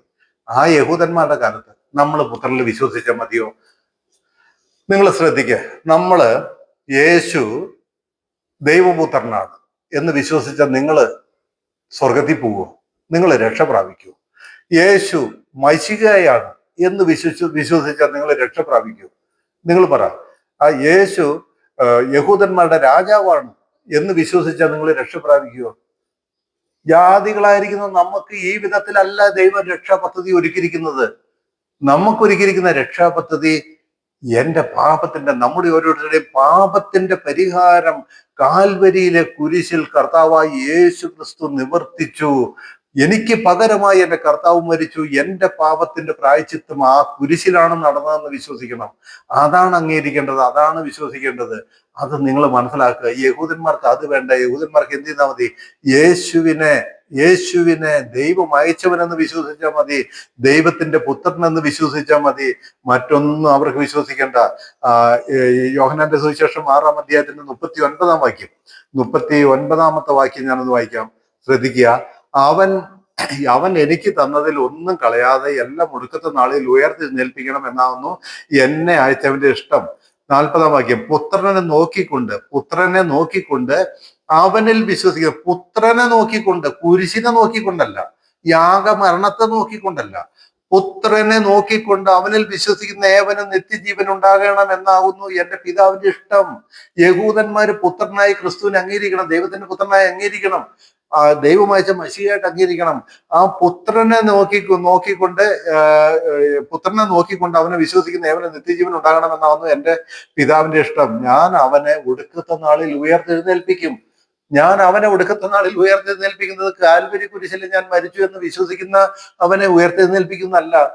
ഈ യഹൂദന്മാരായിരിക്കുന്ന ശിഷ്യന്മാർ വിശ്വസിക്കേണ്ടത് ഇതാണ് ദൈവത്തിന്റെ പുത്രൻ, ഇതാണ് രക്ഷയ്ക്കായി ദൈവം അയച്ചു തന്നിരിക്കുന്ന മശിഹ, ഞങ്ങളുടെ രാജാവ്, ഇവൻ ഉയരത്തിൽ നിന്ന് വന്നവനാണെന്ന് വിശ്വസിച്ചാൽ മാത്രം മതി. അത് ആ വിശ്വാസം കൊണ്ട് നമ്മൾ ആരും രക്ഷപ്പെടുകയില്ല. ഇന്ന് ലോകത്തിലുള്ളായിരിക്കുന്ന പാരമ്പര്യ ക്രിസ്ത്യാനികൾ എന്ന് പറഞ്ഞാല് പട്ടത്ത സഭകളിലെ ലക്ഷക്കണക്കിനല്ല കോടിക്കണക്കിന് പേർക്കും ഈ പറയുന്ന കാര്യങ്ങളെല്ലാം അറിയാം. എന്താ? യേശു ദൈവപുത്രനാണെന്ന് അവർക്കറിയാം. യേശു മശിഹയാണ്, യഹൂദന്മാരുടെ മശിഹയാണെന്നറിയാം. യേശു യഹൂദന്മാരുടെ രാജാവായി പിറന്നവനാണെന്നറിയാം. അവർക്കറിയില്ലേ? ഇതെല്ലാം അറിയില്ലേ? ഇതെല്ലാം അറിയാം. ദൈവത്താൽ നിയോഗിക്കപ്പെട്ട് ഭൂമിയിൽ വന്നവനാണെന്നറിയാം. അതുകൊണ്ട് അവർ രക്ഷപ്പെടുവോ? എന്നെ കേൾക്കുന്ന നിങ്ങൾ രക്ഷപ്പെടുവോ? നിങ്ങൾക്ക് ഈ സത്യങ്ങളെല്ലാം അറിയാമെന്നിരിക്കാൻ നിങ്ങൾക്ക് രക്ഷപ്പെടാൻ പറ്റുമോ? രക്ഷപ്പെടാൻ പറ്റുകയില്ല. നമ്മൾ എങ്ങനെയാ രക്ഷപ്പെടുന്നത്? എന്റെ പാപത്തിന്റെ ശിക്ഷാവിധി ചുമന്നുകൊണ്ട് എനിക്ക് പകരം എന്റെ ഈ കർത്താവ് ക്രൂശിൽ മരിച്ചു. ഈ സന്ദേശം ഈ 12 അപ്പോസ്തലന്മാരുടെ കാലത്ത് പുറത്തു വന്നില്ല. കർത്താവ് ജീവിച്ചിരുന്നപ്പോൾ ഈ കാര്യം പറഞ്ഞില്ല. അതുകൊണ്ടാണ് അപ്പോസ്തലനായിരിക്കുന്ന പൗലോസിന് ആ കാര്യം വെളിപ്പെട്ടു വന്നാൽ പൗലോസ് പറഞ്ഞത് പൂർവ്വകാലങ്ങൾക്കും തലമുറകൾക്കും മറഞ്ഞു കിടന്ന മഹാരഹസ്യം ഞാൻ പറയുന്നു, ഞങ്ങൾക്ക് വെളിപ്പെട്ടു വന്നു എന്ന് പറഞ്ഞത്. അപ്പോസ്തലനായിരിക്കുന്ന പൗലോസ് പറയുന്ന വാക്കുകൾ നിങ്ങൾ ശ്രദ്ധിക്കുക. ഞാനത് കൃപയുടെ സുവിശേഷ കാലത്ത് പാപികൾ എങ്ങനെ രക്ഷപ്പെടുന്നു എന്നുള്ളതായിരിക്കുന്ന ആ ദൈവത്തിന്റെ രക്ഷാപ്രവൃത്തി എന്താണെന്നുള്ള വീഡിയോ ഞാൻ അടുത്ത വീഡിയോ ഇടും. അപ്പോൾ ഞാനത് വിശദീകരിക്കുക. എന്നാലും ഞാൻ പറയാതെ പോയാൽ നിങ്ങൾക്ക് അത് മനസ്സിലാക്കിയല്ലേ ഇയാൾ എന്തൊക്കെയാണ് വിളിച്ച് പറയുന്നതെന്ന് നിങ്ങൾക്ക് തോന്നും. എന്റെ പ്രിയമുള്ളവരെ, അപ്പോസ്തലനായിരിക്കുന്ന പൗലോസ് എന്താ പറയുന്നറിയാവോ? ജഡപ്രകാരമുള്ള ക്രിസ്തുവിനെ ഞങ്ങൾ ജഡപ്രകാരം അറിഞ്ഞു എങ്കിലും, 2 കൊരിന്ത്യർ 5-ാം വാക്യമാണ്. ക്രിസ്തുവിനെ ഞങ്ങൾ ജഡപ്രകാരം അറിഞ്ഞു എങ്കിലും ഇനി ഞങ്ങൾ ക്രിസ്തുവിനെ അങ്ങനെ അറിയുന്നില്ല. ജഡപ്രകാരമുള്ള ക്രിസ്തുവിനെ ഞങ്ങൾ അറിയുന്നില്ല എന്ന് പറഞ്ഞാൽ എന്താ? ന്യായപ്രമാണ കാലഘട്ടത്തിൽ വന്ന് യഹൂദന്മാരുടെ ഇടയിൽ വന്ന് ജനിച്ച് ജീവിച്ച് ഉപദേശങ്ങളും അത്ഭുതങ്ങളും അടയാളങ്ങളും വീര്യപ്രവൃത്തികളും ചെയ്ത് ധാരാളം ഉപദേശം തന്റെ 12 ശിഷ്യന്മാർക്കും കൂടെയുള്ള ശിഷ്യന്മാർക്ക് എല്ലാവർക്കും കൊടുത്തവനായിരിക്കുന്ന ആ ക്രിസ്തുവിനെ ഞങ്ങൾക്ക് അറിയവേ ഇല്ലെന്ന്, ഞങ്ങൾ അറിയുന്നില്ലെന്ന്. പിന്നെ എന്താ പൗലോസിനെ അറിയുന്നത്? ക്രൂശിക്കപ്പെട്ട ക്രിസ്തുവിനെ അല്ലാതെ മറ്റൊന്നും അറിയാത്തവനായി നിങ്ങളുടെ ഇടയിൽ ഇരിക്കണമെന്ന് ഞാൻ ഇച്ഛിക്കുന്നു. വ്യത്യാസം വന്ന കണ്ടോ? ഈ 2 വ്യത്യാസം വന്ന കണ്ടോ? പൗലോസിന് വെളിപ്പെട്ടത് ഈ ജീവിച്ചിരുന്ന ക്രിസ്തുവിന്റെ ഉപദേശം അല്ല. അത് പറയാൻ പൗലോസിനോട് പറഞ്ഞില്ല. അവിടെ പറയാൻ പറഞ്ഞ ഒന്നും പൗലോസിന് പറയാൻ പറഞ്ഞില്ല. പൗലോസ് പറഞ്ഞത് ക്രൂശിക്കപ്പെട്ട ക്രിസ്തുവിനെ അല്ലാതെ മറ്റൊന്നും അറിയാത്തവനായി നിങ്ങളുടെ ഇടയിൽ ഇരിക്കണമെന്ന് ഞാൻ ഇച്ഛിക്കുന്നു. കർത്താവ് 3.5 കൊല്ലം എന്ത് പഠിപ്പിച്ചു എന്ന് എനിക്കറിയണ്ട. കർത്താവ് 3.5 കൊല്ലം എന്തെല്ലാം അത്ഭുതം ചെയ്തു എന്ന് എനിക്കറിയണ്ട. ആ ജഡപ്രകാരമുള്ള ക്രിസ്തുവിന് പ്രസംഗിക്കാനല്ല ഞങ്ങൾ വന്നത്. ഞങ്ങൾ വന്നത് കുരിശിനെ പ്രസംഗിക്കാൻ. യഹൂദന്മാർ ജ്ഞാനം അന്വേഷിക്കുന്നു, യഹൂദന്മാർ അടയാളം അന്വേഷിക്കുന്നു, യവനന്മാർ ജ്ഞാനം അന്വേഷിക്കുന്നു. ഞങ്ങളോ ക്രൂശിക്കപ്പെട്ട ക്രിസ്തുവിനെ പ്രസംഗിക്കുന്നു. ഈ കാര്യം 12 അപ്പോസ്തലന്മാർക്ക് അറിയില്ല. പൗലോസ് പറയാ, ഞങ്ങളോ ക്രൂശിക്കപ്പെട്ട ക്രിസ്തുവിനെ പ്രശംസിക്കുന്നു. യഹൂദന്മാർക്ക് ഇടർച്ചയെങ്കിലും പിന്നെ യവനന്മാർക്ക് നിന്ദ്യമെങ്കിലും ഞങ്ങൾ വിശ്വസിക്കുന്ന അവർക്കും ദൈവശക്തിയായിരിക്കുന്ന ആ കാൽവരി കുരിശിലെ യാഗമരണമാണ് പൗലോസ് അപ്പോസ്തലന്റെ പ്രസംഗം. പൗലോസ് പറയാ, എനിക്കോ എന്റെ കർത്താവായ യേശു ക്രിസ്തുവിന്റെ ക്രൂശിൽ അല്ലാതെ പ്രശംസിപ്പാൻ ഇടവരരുത്. വേറെ ഒന്നിലുമല്ല. പൗലോസ് പിന്നെയും പറയുന്ന 2 കൊരിന്ത്യർ 5-ാം വാക്യങ്ങൾ അറിയാമല്ലോ. എല്ലാവർക്കും വേണ്ടി ഒരുവൻ മരിച്ചിരിക്കെ എല്ലാവരും മരിച്ചു എന്നും ജീവിക്കുന്നവർ ഇനി തങ്ങൾക്കായിട്ടല്ല തങ്ങൾക്ക് വേണ്ടി മരിച്ചുയർത്തെഴുന്നേറ്റവനായ യേശു ക്രിസ്തുവിന് വേണ്ടി ജീവിക്കേണ്ടത് അവൻ എല്ലാവർക്കും വേണ്ടി മരിച്ചു എന്നും ഞങ്ങൾ നിർണയിക്കുന്നു. വ്യത്യാസം കണ്ടോ നിങ്ങള്? കർത്താവായ യേശു ക്രിസ്തു ഈ കാര്യങ്ങൾ ജീവിച്ചിരുന്ന കാലത്ത് 12 അപ്പോസ്തലന്മാർക്ക് പറഞ്ഞു കൊടുത്തില്ല. അവർക്കത് വേണ്ട. അവരോടത് പറയേണ്ട ആവശ്യമില്ല.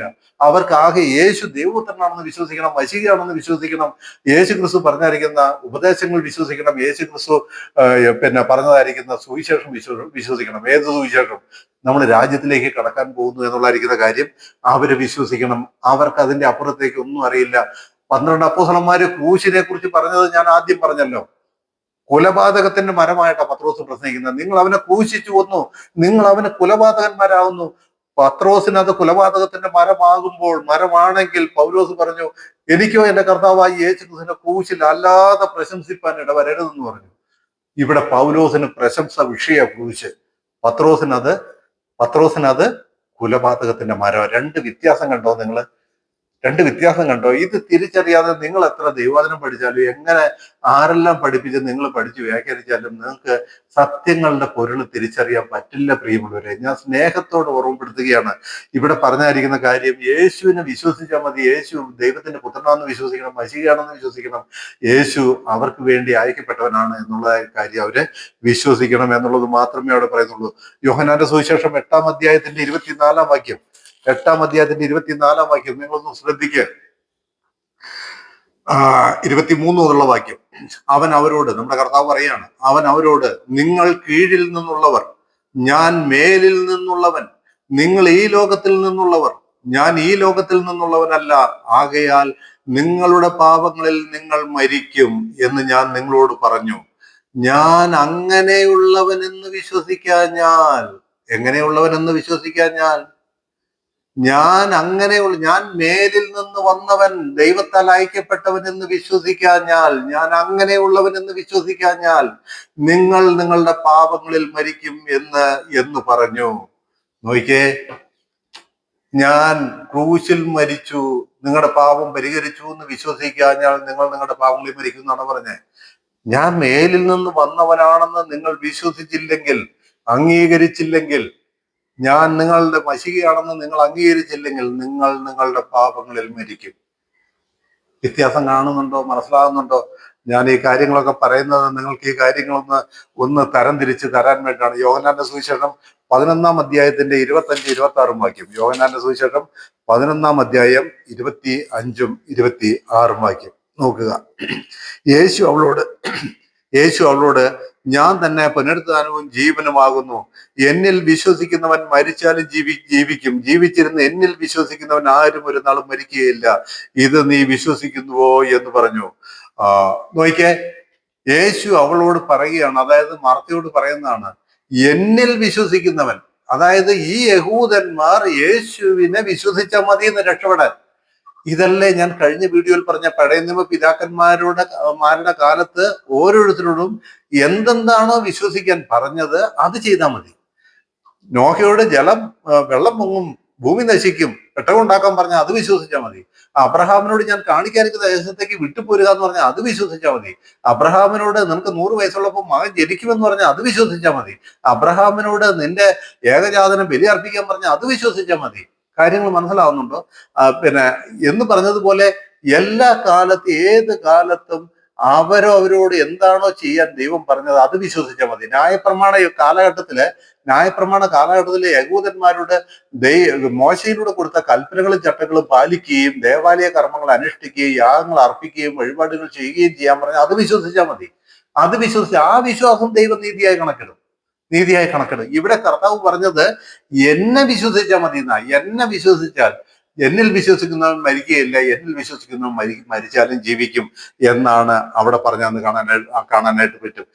ഇത് തന്നെയല്ലേ 12 അപ്പോസ്തലന്മാർ എഴുതിയത്? നിങ്ങളൊന്ന് വായിച്ചു നോക്കിയാൽ 12 അപ്പോസ്തലന്മാർ എഴുതിയത് എന്താ? ഒന്ന് യോഹന്നാൻ അതിന്റെ 4-ാം അധ്യായത്തിന്റെ 15-ാം വാക്യം. യോഹന്നാൻ എഴുതിയ 1 യോഹന്നാൻ 4-ാം അധ്യായത്തിന്റെ 15-ാം വാക്യം. യേശു ദൈവപുത്രൻ എന്ന് സ്വീകരിക്കുന്നവനിൽ ദൈവവും അവൻ ദൈവത്തിലും വസിക്കുന്നു. എന്ത് ചെയ്യണം? കാൽവരിയിലെ കുരിശിൽ വിശ്വസിക്കണമെന്നോ? യാഗമരണത്തിൽ വിശ്വസിക്കണമെന്നോ? എന്റെ പൊന്നെ, അവരാരും ഇത് എഴുതിയില്ല, അവർക്കത് അറിയില്ല. ഈ AD 90-നടുത്ത കാലഘട്ടത്തിലെ യോഹന്നാൻ ലേഖനം എഴുതുന്ന അന്നേരവും ഇവർക്ക് മനസ്സിലായില്ല കുരിശ് എന്തിനു വേണ്ടാന്ന്, കുരിശിൽ എന്തിനാ ക്രിസ്തു മരിച്ചെന്ന് മനസ്സിലായില്ല. നോക്കി അവിടെ പറയുകയാണ്, 15 പറയുകയാണ്, യേശു ദൈവപുത്രൻ എന്ന് സ്വീകരിക്കുന്നവനിൽ ദൈവം അവനിലും വസിക്കുന്നു. യേശു ദൈവപുത്രൻ എന്ന് സ്വീകരിക്കുന്നവനിൽ ദൈവവും അവൻ ദൈവത്തിലും വസിക്കുന്നു. ദൈവപുത്രനെ സ്വീകരിച്ചാൽ മതി, ദൈവപുത്രനാണ് അംഗീകരിച്ചാൽ മതി. മറ്റൊന്നും അവർക്ക് ചെയ്യേണ്ടതായിരിക്കുന്ന ആവശ്യമില്ല എന്നുള്ളത് നിങ്ങൾ മനസ്സിലാക്കണം. എന്റെ പ്രിയമുള്ളവരെ, ഇതാണ് നമ്മൾ തിരിച്ചറിയേണ്ടത്. നമ്മുടെ കർത്താവായ യേശു ക്രിസ്തുവിനെ കുറിച്ച് പത്രോസ് പറഞ്ഞ സാക്ഷി നിങ്ങൾക്ക് അറിയാമല്ലോ. പത്രോസിനോട് ചോദിച്ചു, മനുഷ്യപുത്രനെ കുറിച്ച് ജനങ്ങൾ ആരെന്ന് പറയുന്നു എന്ന് ചോദിച്ചു. പറഞ്ഞു, ആര് പറയുന്നു? ചിലർ മരിച്ചവരിൽ നിന്ന് വരുന്നത്തെ യോഹന്നാസ്നാപകനാണെന്ന് പറയുന്നു, ചിലർ പറയുന്നു ഒരു പ്രവാചകനാണെന്ന് പറയുന്നു, അങ്ങനെയൊക്കെ പറയുന്നു. അപ്പൊ കർത്താവ് ചോദിച്ചു, നിങ്ങൾ മനുഷ്യപുത്രനെ ആരെന്ന് പറയുന്നു എന്ന് ചോദിച്ചു. എന്നാ പറഞ്ഞത്? പത്രോസ് പറഞ്ഞത്, നീ ജീവനുള്ള ദൈവത്തിന്റെ പുത്രനായിരിക്കുന്ന ക്രിസ്തു എന്ന് പറഞ്ഞു. നീ ജീവനുള്ള ദൈവത്തിന്റെ പുത്രൻ. ഇതൊന്ന് വിശ്വസിച്ചാൽ മതി അവർക്ക് രക്ഷപ്പെടാൻ. യഹൂദന്മാർ ഇത് വിശ്വസിക്കുന്നില്ല എന്നുള്ള അവരുടെ കുഴപ്പം. പൊതുവിലുള്ള യഹൂദന്മാർ അത് വിശ്വസിക്കുന്നില്ല, അംഗീകരിക്കുന്നില്ല. നീ ജീവനുള്ള ദൈവത്തിന്റെ പുത്രനായ ക്രിസ്തു എന്ന് പത്രോസ് ഉത്തരം പറഞ്ഞപ്പോൾ കർത്താവ് അതിന് സാക്ഷ്യം പറഞ്ഞു കേട്ടോ. എന്താണ്? ബെറയോനെ ശീമോനെ, ജഡരക്തങ്ങളല്ല, എന്റെ സ്വർഗസ്ഥനായ പിതാവ് അത്രേ നിനക്കത് വെളിപ്പെടുത്തി തന്നതെന്ന്. എന്തൊരു അത്ഭുതം നോക്കി. അവർക്ക് അത് വിശ്വസിച്ചാൽ മതി. ആ യേശു ക്രിസ്തുവിനെ ആ വിധത്തിൽ വിശ്വസിച്ചാൽ മതി. മർക്കോസ് 16:16 നിങ്ങൾക്ക് അറിയാൻ പാടില്ല എന്താ പറഞ്ഞിരിക്കുന്ന അവിടെ? വിശ്വസിക്കുകയും സ്നാനമേൽക്കുകയും ചെയ്യുന്നവൻ രക്ഷിക്കപ്പെടും, വിശ്വസിക്കാത്തവൻ ശിക്ഷാവിധിയിലാപ്പെടുക. എന്ത് വിശ്വസിക്കണം? യേശു ദൈവപുത്രൻ എന്ന് വിശ്വസിക്കണം, യേശു മശിഹ എന്ന് വിശ്വസിക്കണം. അത് വിശ്വസിക്കുകയും സ്നാനമേൽക്കുകയും ചെയ്യുന്നവൻ രക്ഷിക്കപ്പെടുന്ന.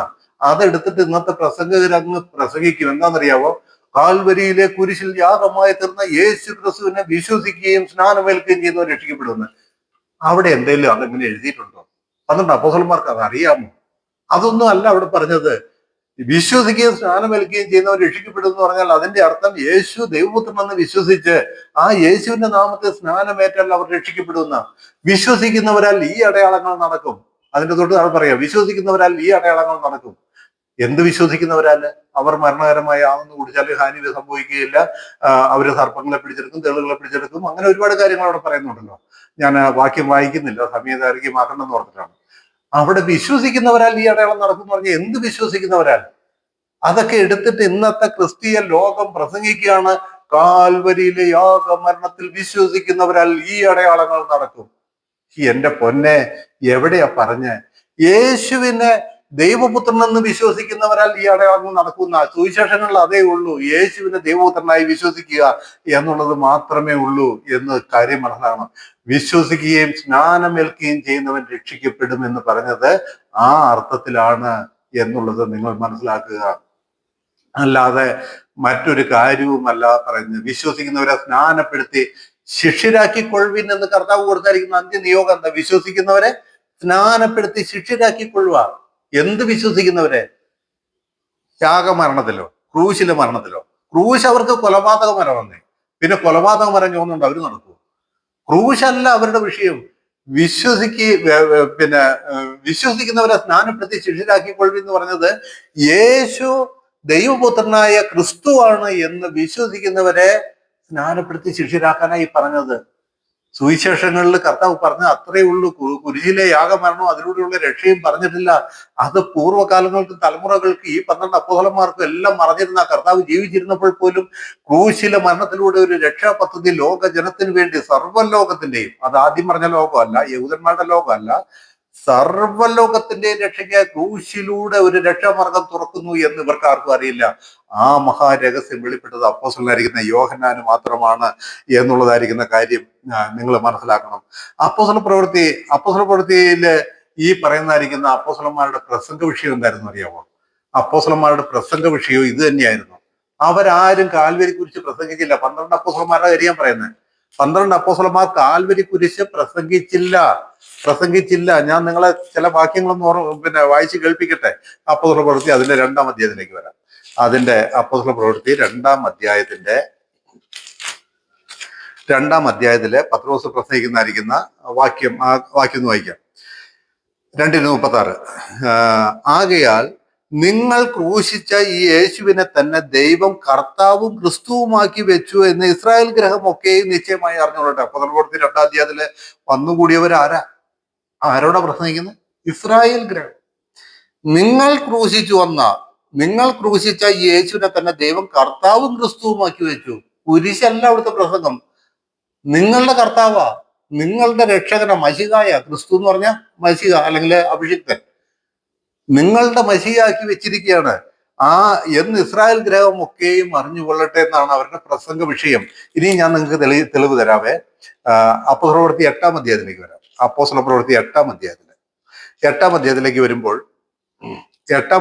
വരുമ്പോൾ ഫിലിപ്പോസ് എന്ന് പറയുന്നതായിരിക്കുന്ന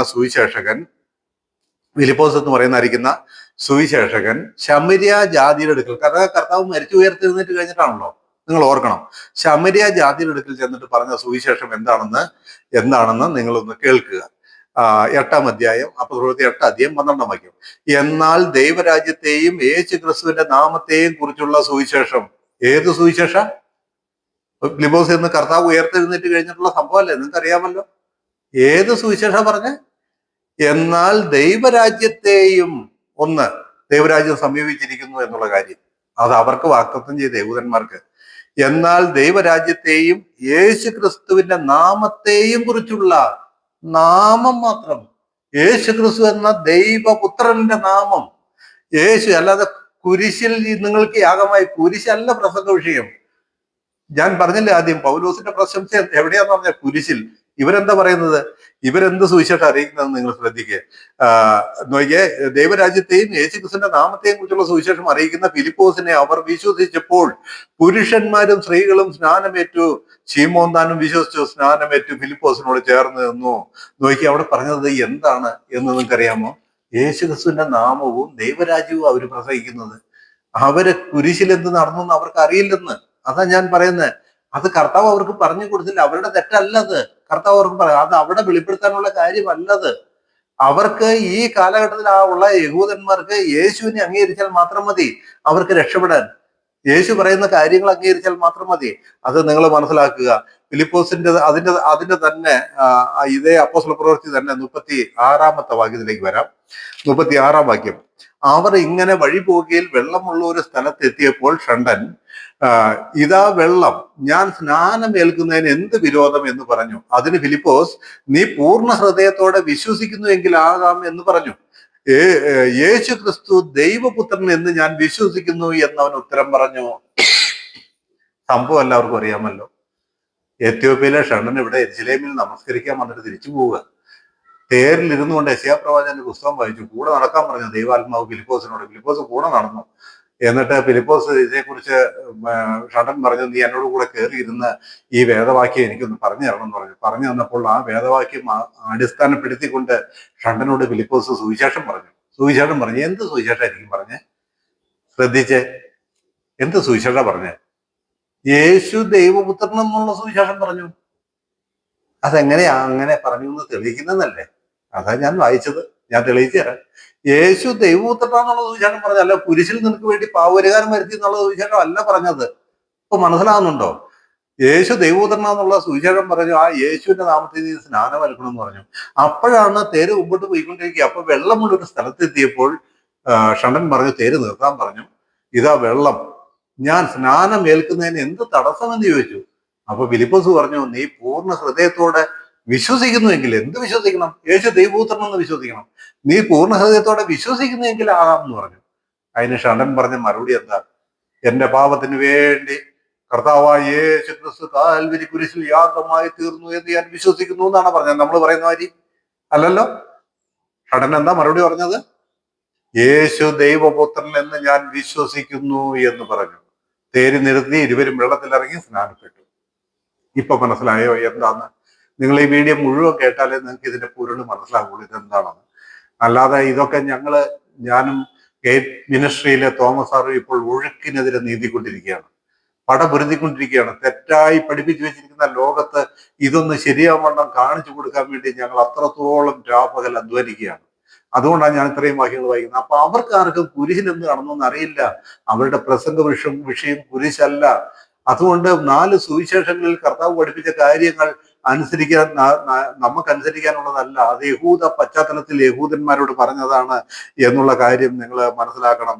അപ്പൊ ഇവിടെ ഇവർ പറഞ്ഞ സുവിശേഷം, ഇവർ എഴുതിയതായിരിക്കുന്ന കാര്യങ്ങൾ 12 അപ്പോസ്തലന്മാർ എഴുതിയതൊക്കെ എന്നറിയാമോ?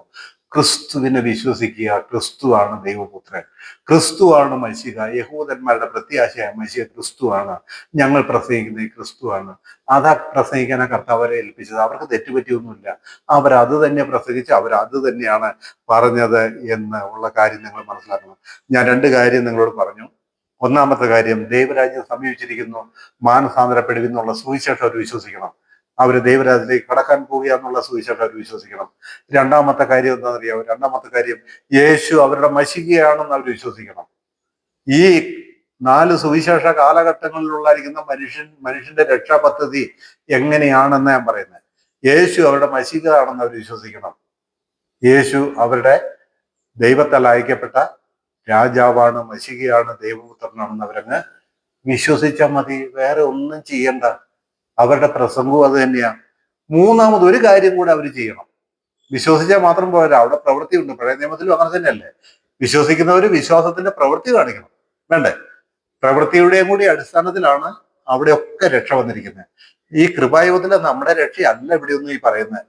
വിശ്വസിച്ചാൽ മാത്രം പോരാ, വിശ്വാസത്തിന്റെ വീര്യം പ്രവൃത്തിയിലൂടെ അവർ കാണിക്കണം. ഓക്കെ, മനസ്സിലായോ? ഇവിടെ ഈ ഇവരെന്ത് ചെയ്യണമെന്ന് അറിയാമോ? ഈ പറയുന്ന ഈ യേശുവിനെ മശിഹയായിട്ട്, യേശുവിനെ ദൈവപുത്രനായിട്ട് വിശ്വസിക്കുന്ന സമൂഹം എന്ത് ചെയ്യണമെന്ന് അറിയാമോ? യേശു ക്രിസ്തു 3.5 കൊല്ലം എന്താണോ പഠിപ്പിച്ചത്, എന്താണോ ഉപദേശിച്ചത്, അതെല്ലാം തന്നെ അവർ പാലിക്കണം. അവർ അച്ചട്ടായി അനുസരിക്കണം. അതനുസരിക്കുന്നതിലൂടെയാണ് ഇവരുടെ വിശ്വാസത്തിന്റെ വീര്യം ഇവരെ പുറത്തേക്ക് കൊണ്ടുവരുന്നത്. ആ വിശ്വാസത്തെയാണ് ദൈവം അവർക്ക് നീതിയായി കണക്കിടുന്നതും അവരെ രക്ഷിക്കുന്നതും. മനസ്സിലായോ? ആ വിശ്വാസത്തെയാണ്.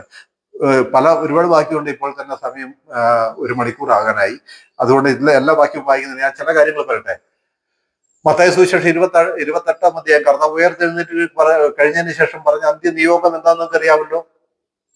സ്വർഗത്തിലും ഭൂമിയിലും സകലാധികാരം ഒരുക്കി നൽകപ്പെട്ടിരിക്കുന്ന ആകയാൽ നിങ്ങൾ പുറപ്പെട്ട പിതാവിന്റെയും പുത്രന്റെയും നാമത്തിൽ സ്നാനം കഴിപ്പിച്ചും, അവർക്ക് സ്നാനം കഴിപ്പിക്കണം, സ്നാനം കഴിപ്പിച്ചും ഞാൻ നിങ്ങളോട് കൽപ്പിച്ചതൊക്കെയും പ്രമാണിപ്പാൻ തക്കവണ്ണം ഉപദേശിച്ചുകൊണ്ട്. എന്താ? 3.5 കൊല്ലം എന്താണോ കർത്താവ് പഠിപ്പിച്ചത് അത് പ്രമാണിക്കണമെന്ന്. 3.5 കൊല്ലം കർത്താവ് എന്താ അവരെ പഠിപ്പിച്ചേ? കാൽവരിയിലെ കുരിശാണോ നമ്മളെ പഠിപ്പിച്ചേ? പൗലോസ് അപ്പോസ്തലൻ എഴുതിയ ലേഖനങ്ങളിലെ ഉപദേശമാണോ പഠിപ്പിച്ചേ? അല്ല. ന്യായപ്രമാണം, ഹൃദയത്തിൽ എഴുതുന്ന ന്യായപ്രമാണം, പഴയ ന്യായപ്രമാണത്തിന്റെ അന്തസത്ത, അതാ പഠിപ്പിച്ചത്. ഞാൻ ന്യായപ്രമാണത്തെയും പ്രവാചകന്മാരെയും നീക്കുവാൻ വന്നവനല്ല, നിവർത്തിപ്പാൻ വന്നവനത്രേ. ആകാശവും ഭൂമിയുള്ളിടത്തോളം കാലം ന്യായപ്രമാണത്തിൽ നിന്ന് ഒരു വള്ളിയെങ്കിലും പുള്ളിയെങ്കിലും നീങ്ങിപ്പോവുകയില്ല. ഈ ചെറിയ കൽപ്പനകളിലൊന്ന് അഴിക്കുകയും മനുഷ്യൻ, ഏത് ചെറിയ കൽപ്പന? ന്യായപ്രമാണത്തിന്റെ കൽപ്പന ഒന്നഴിക്കുകയും മനുഷ്യൻ അങ്ങനെ പഠിപ്പിക്കുകയും ചെയ്യുന്ന സ്വർഗരാജ്യത്തിൽ ചെറിയവനെന്ന് വിളിക്കപ്പെടും. അവര് ന്യായപ്രമാണത്തിന്റെ അന്തസത്തയാണ് അവർ പാലിക്കേണ്ടത്. കർത്താവ് പഠിപ്പിച്ച അതാ. ഞാനതൊക്കെ മുൻ വീഡിയോകളിൽ പറഞ്ഞിട്ടുണ്ട്. അതുകൊണ്ട് നിങ്ങളെ ഞാൻ ബോറടിപ്പിക്കുന്നില്ല.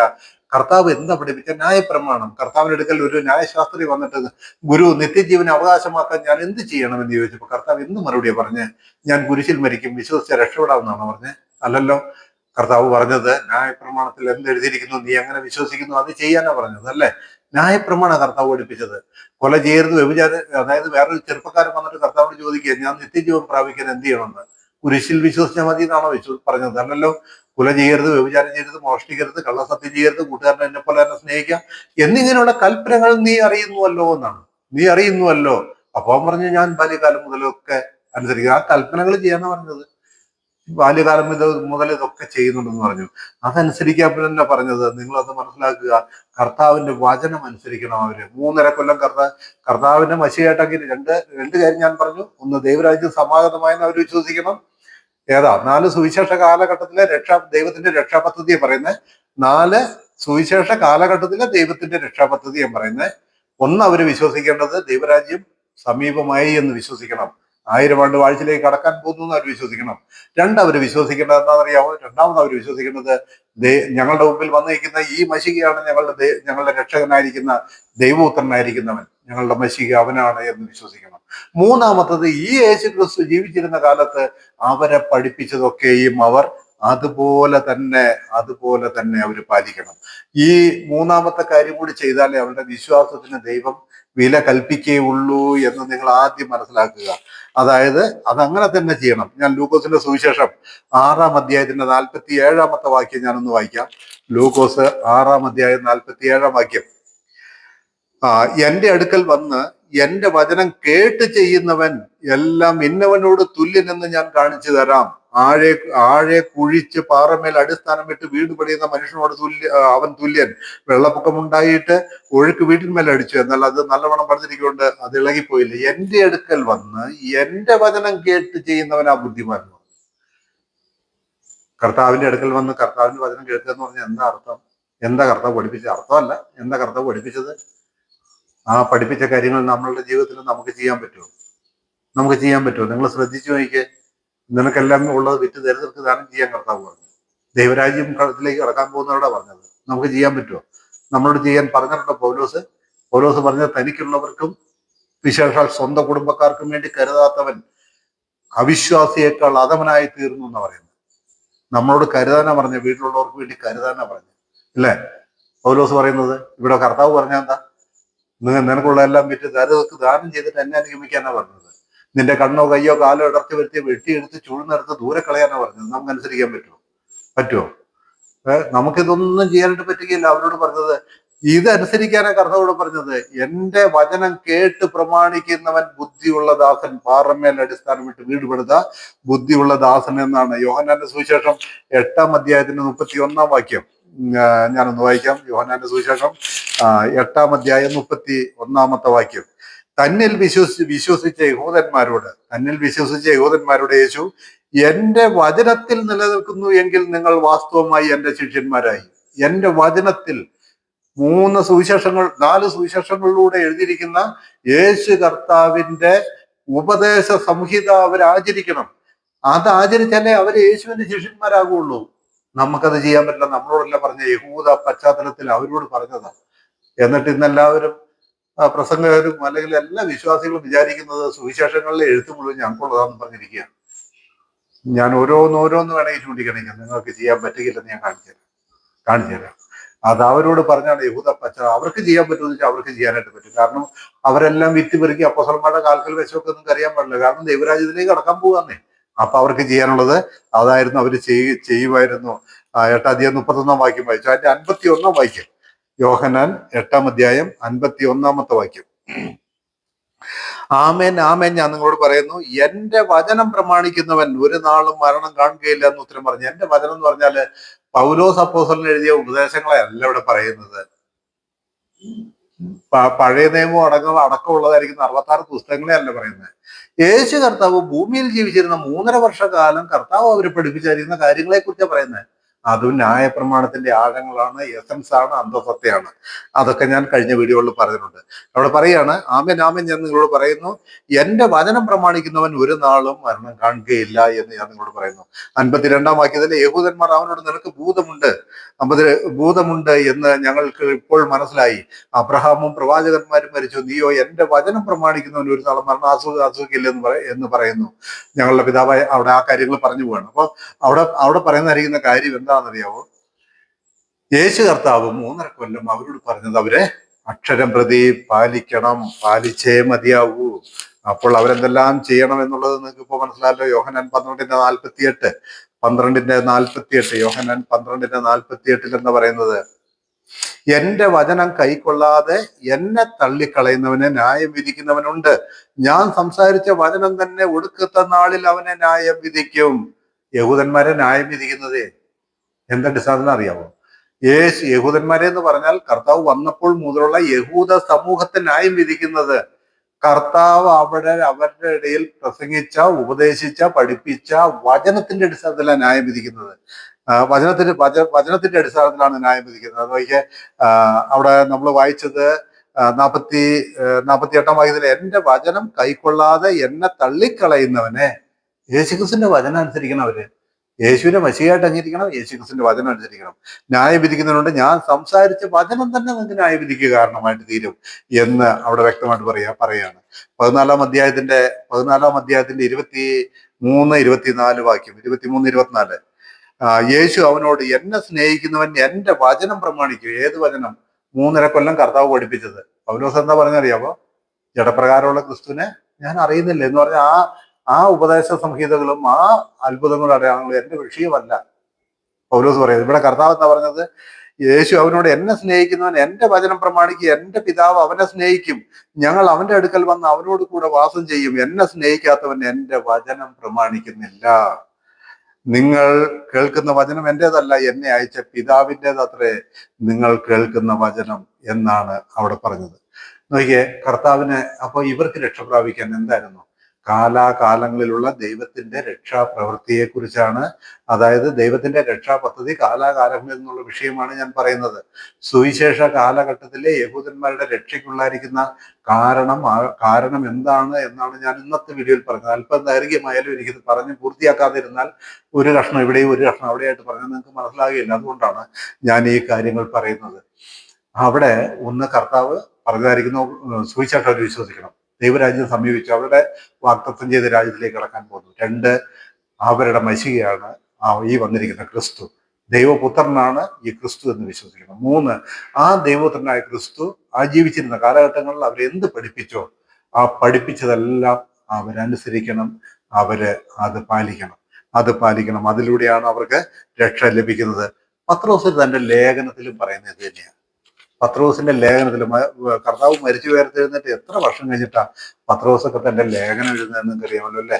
അതിലെ 2 പത്രോസിന്റെ ലേഖനം 3 അധ്യായത്തിന്റെ 2 വാക്യം നോക്കിയേ. വിശുദ്ധ പ്രവാചകന്മാർ മുൻ പറഞ്ഞ വചനങ്ങളും, ഈ പത്രോസ് ആർക്കാർ ലേഖനം എഴുതുന്നത്? നമുക്കാണ്. ഇതൊക്കെ നമുക്കാണെന്ന് പറഞ്ഞിരിക്കും ആൾക്കാര്. ചെതറിപ്പാർക്കുന്ന ഗോത്രങ്ങൾക്ക്, 12 ഗോത്രങ്ങൾക്ക്, യഹൂദന്മാർക്ക് എഴുതുന്നത്, യെരൂശലേമിലെ സഭയ്ക്ക് എഴുതുന്നത്, രാജ്യത്തിന്റെ സുവിശേഷം വിശ്വസിച്ച് കൂടി വരുന്ന 12 അപ്പോസ്തലന്മാരുടെ ശിഷ്യന്മാരായ യെരുശലേമിലെ സഭയ്ക്കാണ്. അവര് ചെതറിപ്പോയി, റോമിലും മറ്റു പല സ്ഥലത്തും ചെതറിക്കിടക്കുകയാണ്. അവർക്കാണ് ഈ ലേഖനം പത്രോസ് എഴുതുന്നത്. അവരോട് പറയുന്നത് എന്ത് ചെയ്യണം എന്ന് അവരോട് പറയുന്നത്, വിശുദ്ധ പ്രവാചകന്മാർ മുൻ പറഞ്ഞ വചനങ്ങളും നിങ്ങളുടെ അപ്പോസ്തലന്മാർ മുഖാന്തരം കർത്താവും രക്ഷിതാവുമായവൻ തന്ന കൽപ്പനകളും ഓർത്തുകൊള്ളണമെന്ന്. കർത്താവും രക്ഷിതാവുമായവൻ തന്ന കൽപ്പനകൾ പാലിക്കണമെന്ന് അവരോട് പറയുന്നത്. നമ്മൾ കൽപ്പനകൾ പാലിക്കുന്നതിന്റെ അടിസ്ഥാനത്തിലാണ് രക്ഷപ്പെടുന്നത്. ആ കൃപയാലല്ലോ നിങ്ങൾ വിശ്വാസം മൂലം രക്ഷിക്കപ്പെട്ടിരിക്കുന്നത്. പൗലോസ് എന്താണ് എഫേസ്യ ലേഖനത്തിൽ പറയാണ്, കൃപയാലല്ലോ നിങ്ങൾ വിശ്വാസം മൂലം രക്ഷിക്കപ്പെട്ടിരിക്കുന്നത്. അതിന് ഒരു പ്രവൃത്തികളും പ്രശംസിപ്പാനും പ്രവൃത്തികളും കാരണമല്ല. ഒരു കൽപ്പനയും നമുക്കില്ല, ഒരു നിയമസംഹിതയും നമുക്കില്ല. കർത്താവ് ഉപദേശിച്ച നിയമം നമുക്കുള്ളതല്ല, നമ്മളോട് പറഞ്ഞതല്ല. നമ്മൾ കൃപയാലെ രക്ഷപ്പെട്ടവരാണ്. നമുക്ക് കൽപ്പനയില്ല, നിയന്ത്രണമില്ല. ഇവിടെ പത്രോസ് പറയുകയാണ്, എന്താണ് വിശുദ്ധ പ്രവാചകന്മാർ മുൻ പറഞ്ഞ വചനങ്ങളെയും എന്ന് പറഞ്ഞാൽ ഏതാ? പഴയ നിയമം വചനങ്ങളെയും ന്യായപ്രമാണം ഒക്കെ അതിനകത്ത് ഉൾപ്പെടും. നിങ്ങളുടെ അപ്പോസ്തലന്മാർ മുഖാന്തരം കർത്താവും രക്ഷിതാവുമായവൻ തന്ന കൽപ്പനകൾ കർത്താവ് ജീവിച്ചിരുന്നപ്പോൾ ഒരുപാട് കൊടുത്തിട്ടുണ്ട്. ആ കൽപ്പനകളെയും ഓർത്തുകൊള്ളണമെന്ന് ഈ ലേഖനം രണ്ടിനാലും ഞാൻ നിങ്ങളെ ഓർമ്മപ്പെടുത്തുന്നു. അവരത് അനുസരിക്കണം, അവരത് പ്രമാണിക്കണം. ഞാൻ നിങ്ങളോട് കൽപ്പിച്ചതൊക്കെയും പ്രമാണിപ്പാൻ തക്കവണ്ണം. അതാ കർത്താവിന്റെ ഉപദേശം, കർത്താവിന്റെ അന്ത്യ നിയോഗം. മനസ്സിലായില്ലേ? അപ്പൊ അങ്ങനെ ചെയ്യുമ്പോൾ ഒന്ന് യോഹന്നാൻ 2:5 അതും കൂടി വായിച്ച് നിർത്തുകയാണ്. എന്നാൽ ആരെങ്കിലും യോഹന്നാൻ എഴുതുകയാണ്. യോഹന്നാന്റെ എഴുത്ത് AD 90 കാലഘട്ടത്തിലാണ്. എന്നാൽ ആരെങ്കിലും അവന്റെ വചനം പ്രമാണിക്കുന്നു എങ്കിൽ അവനിൽ ദൈവസ്നേഹം വാസ്തവമായി തികഞ്ഞിരിക്കുന്നു. ആരെങ്കിലും അവന്റെ വചനം, ആരുടെ? യേശു ക്രിസ്തുവിന്റെ വചനം പ്രമാണിക്കുന്നുവെങ്കിൽ, എന്റെ പ്രിയമുള്ളവരെ, യേശു ക്രിസ്തുവിന്റെ വചനം നമ്മളോട് പറഞ്ഞതല്ല. അത് നമുക്ക് അനുസരിക്കാനും പറ്റില്ല, ചെയ്യാനും പറ്റില്ല. അത് ന്യായപ്രമാണമാണ്. അത് മനസ്സിലാക്കുക. അവരുടെ രക്ഷാപ്രവർത്തനം, അവരുടെ രക്ഷ എങ്ങനെയായിരുന്നു എന്ന് ഇപ്പൊ മനസ്സിലായോ? നാല് സുവിശേഷങ്ങൾ എഴുതിയ കാലഘട്ടത്തിൽ, അല്ലെങ്കിൽ കർത്താവ് വന്ന കാലം തൊട്ട് കർത്താവിനെ പിൻഗമിച്ചവരായിരിക്കുന്നവരുടെ രക്ഷാ പദ്ധതി എങ്ങനെയായിരുന്നു എന്ന് മനസ്സിലായോ? യേശുവിനെ മശിക എന്ന് വിശ്വസിക്കണം, ക്രിസ്തു എന്ന് വിശ്വസിക്കണം. രണ്ടും തന്നെയാണ്. മശിക ക്രിസ്തു ദൈവപുത്രനാണെന്ന് അവർ അംഗീകരിക്കണം. യേശുവിനെ യേശു കർത്താവ് പറഞ്ഞിരിക്കുന്ന ദൈവരാജ്യം സമീപമായി എന്ന് അവർ വിശ്വസിക്കണം. മറ്റൊന്ന്, യേശു കർത്താവ് പറഞ്ഞിരിക്കുന്ന കൽപ്പനകളും ഉപദേശങ്ങളും അവർ പാലിക്കണം. അങ്ങനെ പാലിക്കുമ്പോൾ ആ വിശ്വാസികളെല്ലാവരും, അഥവാ കർത്താവിനെ പിൻഗമിച്ച വിശ്വാസികളെല്ലാവരും അവരുടെ വിശ്വാസത്തെ ദൈവനീതിയായി കണക്കിടും. അവരുടെ വിശ്വാസം കാൽവരി കുരിശിലല്ല അവരുടെ വിശ്വാസം, യേശു ക്രിസ്തു ആണെന്നുള്ള വിശ്വാസത്തിലാണ് അവരുടെ നീതീകരണം വരുന്നത്. അത് വിശ്വസിച്ച് കർത്താവ് പറഞ്ഞ കാര്യങ്ങൾ ചെയ്യുകയും കൂടി ചെയ്യുമ്പോൾ അവിടെ പ്രവൃത്തി വേണം, വിശ്വാസവും പ്രവൃത്തിയും വേണം. പണ്ട് ആദാമിന്റെ കാലം മുതൽ ഇങ്ങോട്ട് കൊള്ളായിരിക്കുന്ന യേശു ക്രിസ്തു മരിച്ചു ഉയർന്നെഴുന്നേറ്റ് പോയ കാലം വരെയുള്ള വിശ്വാസികളുടെ കാര്യത്തെക്കുറിച്ച് ഞാനിപ്പോൾ പറഞ്ഞു കഴിഞ്ഞു. അവർക്കെല്ലാം ദൈവത്തെ വിശ്വസിക്കണം, ദൈവം പറഞ്ഞത് അനുസരിക്കുകയും വിശ്വസിക്കുകയും ചെയ്യണം. ഇവിടെ വന്നപ്പോൾ ക്രിസ്തുവിന് വിശ്വസിക്കണം. അവര് ക്രിസ്തു മശിയാണെന്ന് വിശ്വസിക്കണം, ക്രിസ്തു പറഞ്ഞ അനുസരിക്കണം. പഴയ നിയമത്തിലുള്ളവര് അതാത് കാലത്തിലുള്ളവരോട് എന്താണോ പറഞ്ഞത് അവരത് വിശ്വസിക്കണം, അത് ചെയ്യണം. അപ്പൊ വിശ്വാസവും വേണം, പ്രവൃത്തിയും വേണം. ഈ നമ്മുടെ കൃപായുഗത്തിൽ പ്രവൃത്തിയില്ല, കൃപയാലെ രക്ഷ. അത് എന്ത് കൃപയാൽ? യേശുവിനെ ക്രിസ്തു എന്ന് വിശ്വസിച്ച പോരാ, യേശുവിനെ മശിക എന്ന് വിശ്വസിച്ച പോരാ, യേശുവിനെ ദൈവപുത്രൻ എന്ന് വിശ്വസിച്ച പോരാ. നമുക്ക് അതൊന്നും നമ്മുടെ രക്ഷയ്ക്ക് കാരണമല്ലവേ അല്ല. നമ്മുടെ രക്ഷയ്ക്ക് കാരണം എന്റെ പാപത്തിന്റെ പരിഹാരം കാൽവരി കുരിശിൽ എന്റെ കർത്താവ് വരുത്തി എന്നുള്ളതാണ്. ഇതിനെയാണ് കൃപായുഗം എന്ന് പറയുന്നത്. അത് ഞാൻ അടുത്ത വീഡിയോയിൽ പറയാം. ആ കൃപായുഗത്തിൽ ഒരു പ്രവൃത്തിയും വേണ്ട. നല്ല പ്രവൃത്തികൾ ചെയ്താൽ നല്ല പ്രതിഫലം കിട്ടും, രക്ഷയ്ക്കല്ല. മറ്റവര് പ്രവൃത്തി ചെയ്യുന്ന രക്ഷയ്ക്കും കൂടിയാണ്. അവരുടെ വിശ്വാസം പ്രവൃത്തിയിലൂടെ കാണിക്കണം. ഇനി ഈ പറയുന്നതായിരിക്കുന്ന ഈ 4 സുവിശേഷങ്ങളുടെ രക്ഷാപദ്ധതി, അതായത് യേശുവിനെ മശിഹയായിട്ട് യഹൂദന്മാർ അംഗീകരിച്ച് രക്ഷപ്പെടുന്ന രക്ഷാപദ്ധതി മഹാപീഡന കാലം തൊട്ട് വീണ്ടും തുടരും, വീണ്ടും അങ്ങോട്ട് തുടരും. അവിടെയും ഇത് തന്നെയാണ്. അവിടെ പ്രവർത്തിക്കേണ്ട പ്രവൃത്തി കുറച്ചും കൂടി വ്യത്യാസമുണ്ട്, അതൊക്കെ ഞാൻ പറയാം. അവര് ആന്റിക്രൈസ്റ്റിനെ മുദ്രയേൽക്കരുത്, പല കാര്യങ്ങളുണ്ട്, അത് ഞാൻ പറയാം. ഇപ്പൊ നിങ്ങൾക്ക് മനസ്സിലായില്ലേ കാലാകാലങ്ങളിലെ ദൈവത്തിന്റെ രക്ഷാപദ്ധതി എന്താണെന്ന് മനസ്സിലായില്ലേ? ഇവിടം വരെ മനസ്സിലായില്ലേ? അടുത്ത വീഡിയോയിലൂടെ നമ്മുടെ രക്ഷാപദ്ധതി എന്താ, കൃപായുഗത്തിലെ നമ്മുടെ രക്ഷാപദ്ധതി എന്താണ് എന്നുള്ളത് അടുത്ത വീഡിയോയിലൂടെ ഞാൻ പറയാം. ശ്രദ്ധയോടെ കേൾക്കുമല്ലോ. എന്നെ കേൾക്കുന്ന എല്ലാവർക്കും എൻ്റെ കർത്താവിന്റെ നാമത്തിൽ നന്ദി അർപ്പിക്കുന്നു. യേശു ക്രിസ്തു നിങ്ങളോട് കൂടെ ഇരിക്കട്ടെ. ഈ സത്യം ഗ്രഹിപ്പാൻ നിങ്ങളുടെ ഹൃദയം ദൈവാത്മാവ് തുറക്കട്ടെ. കർത്താവിന്റെ നാമം മഹത്വപ്പെടുമാറാകട്ടെ. ആമേൻ. ആമേൻ.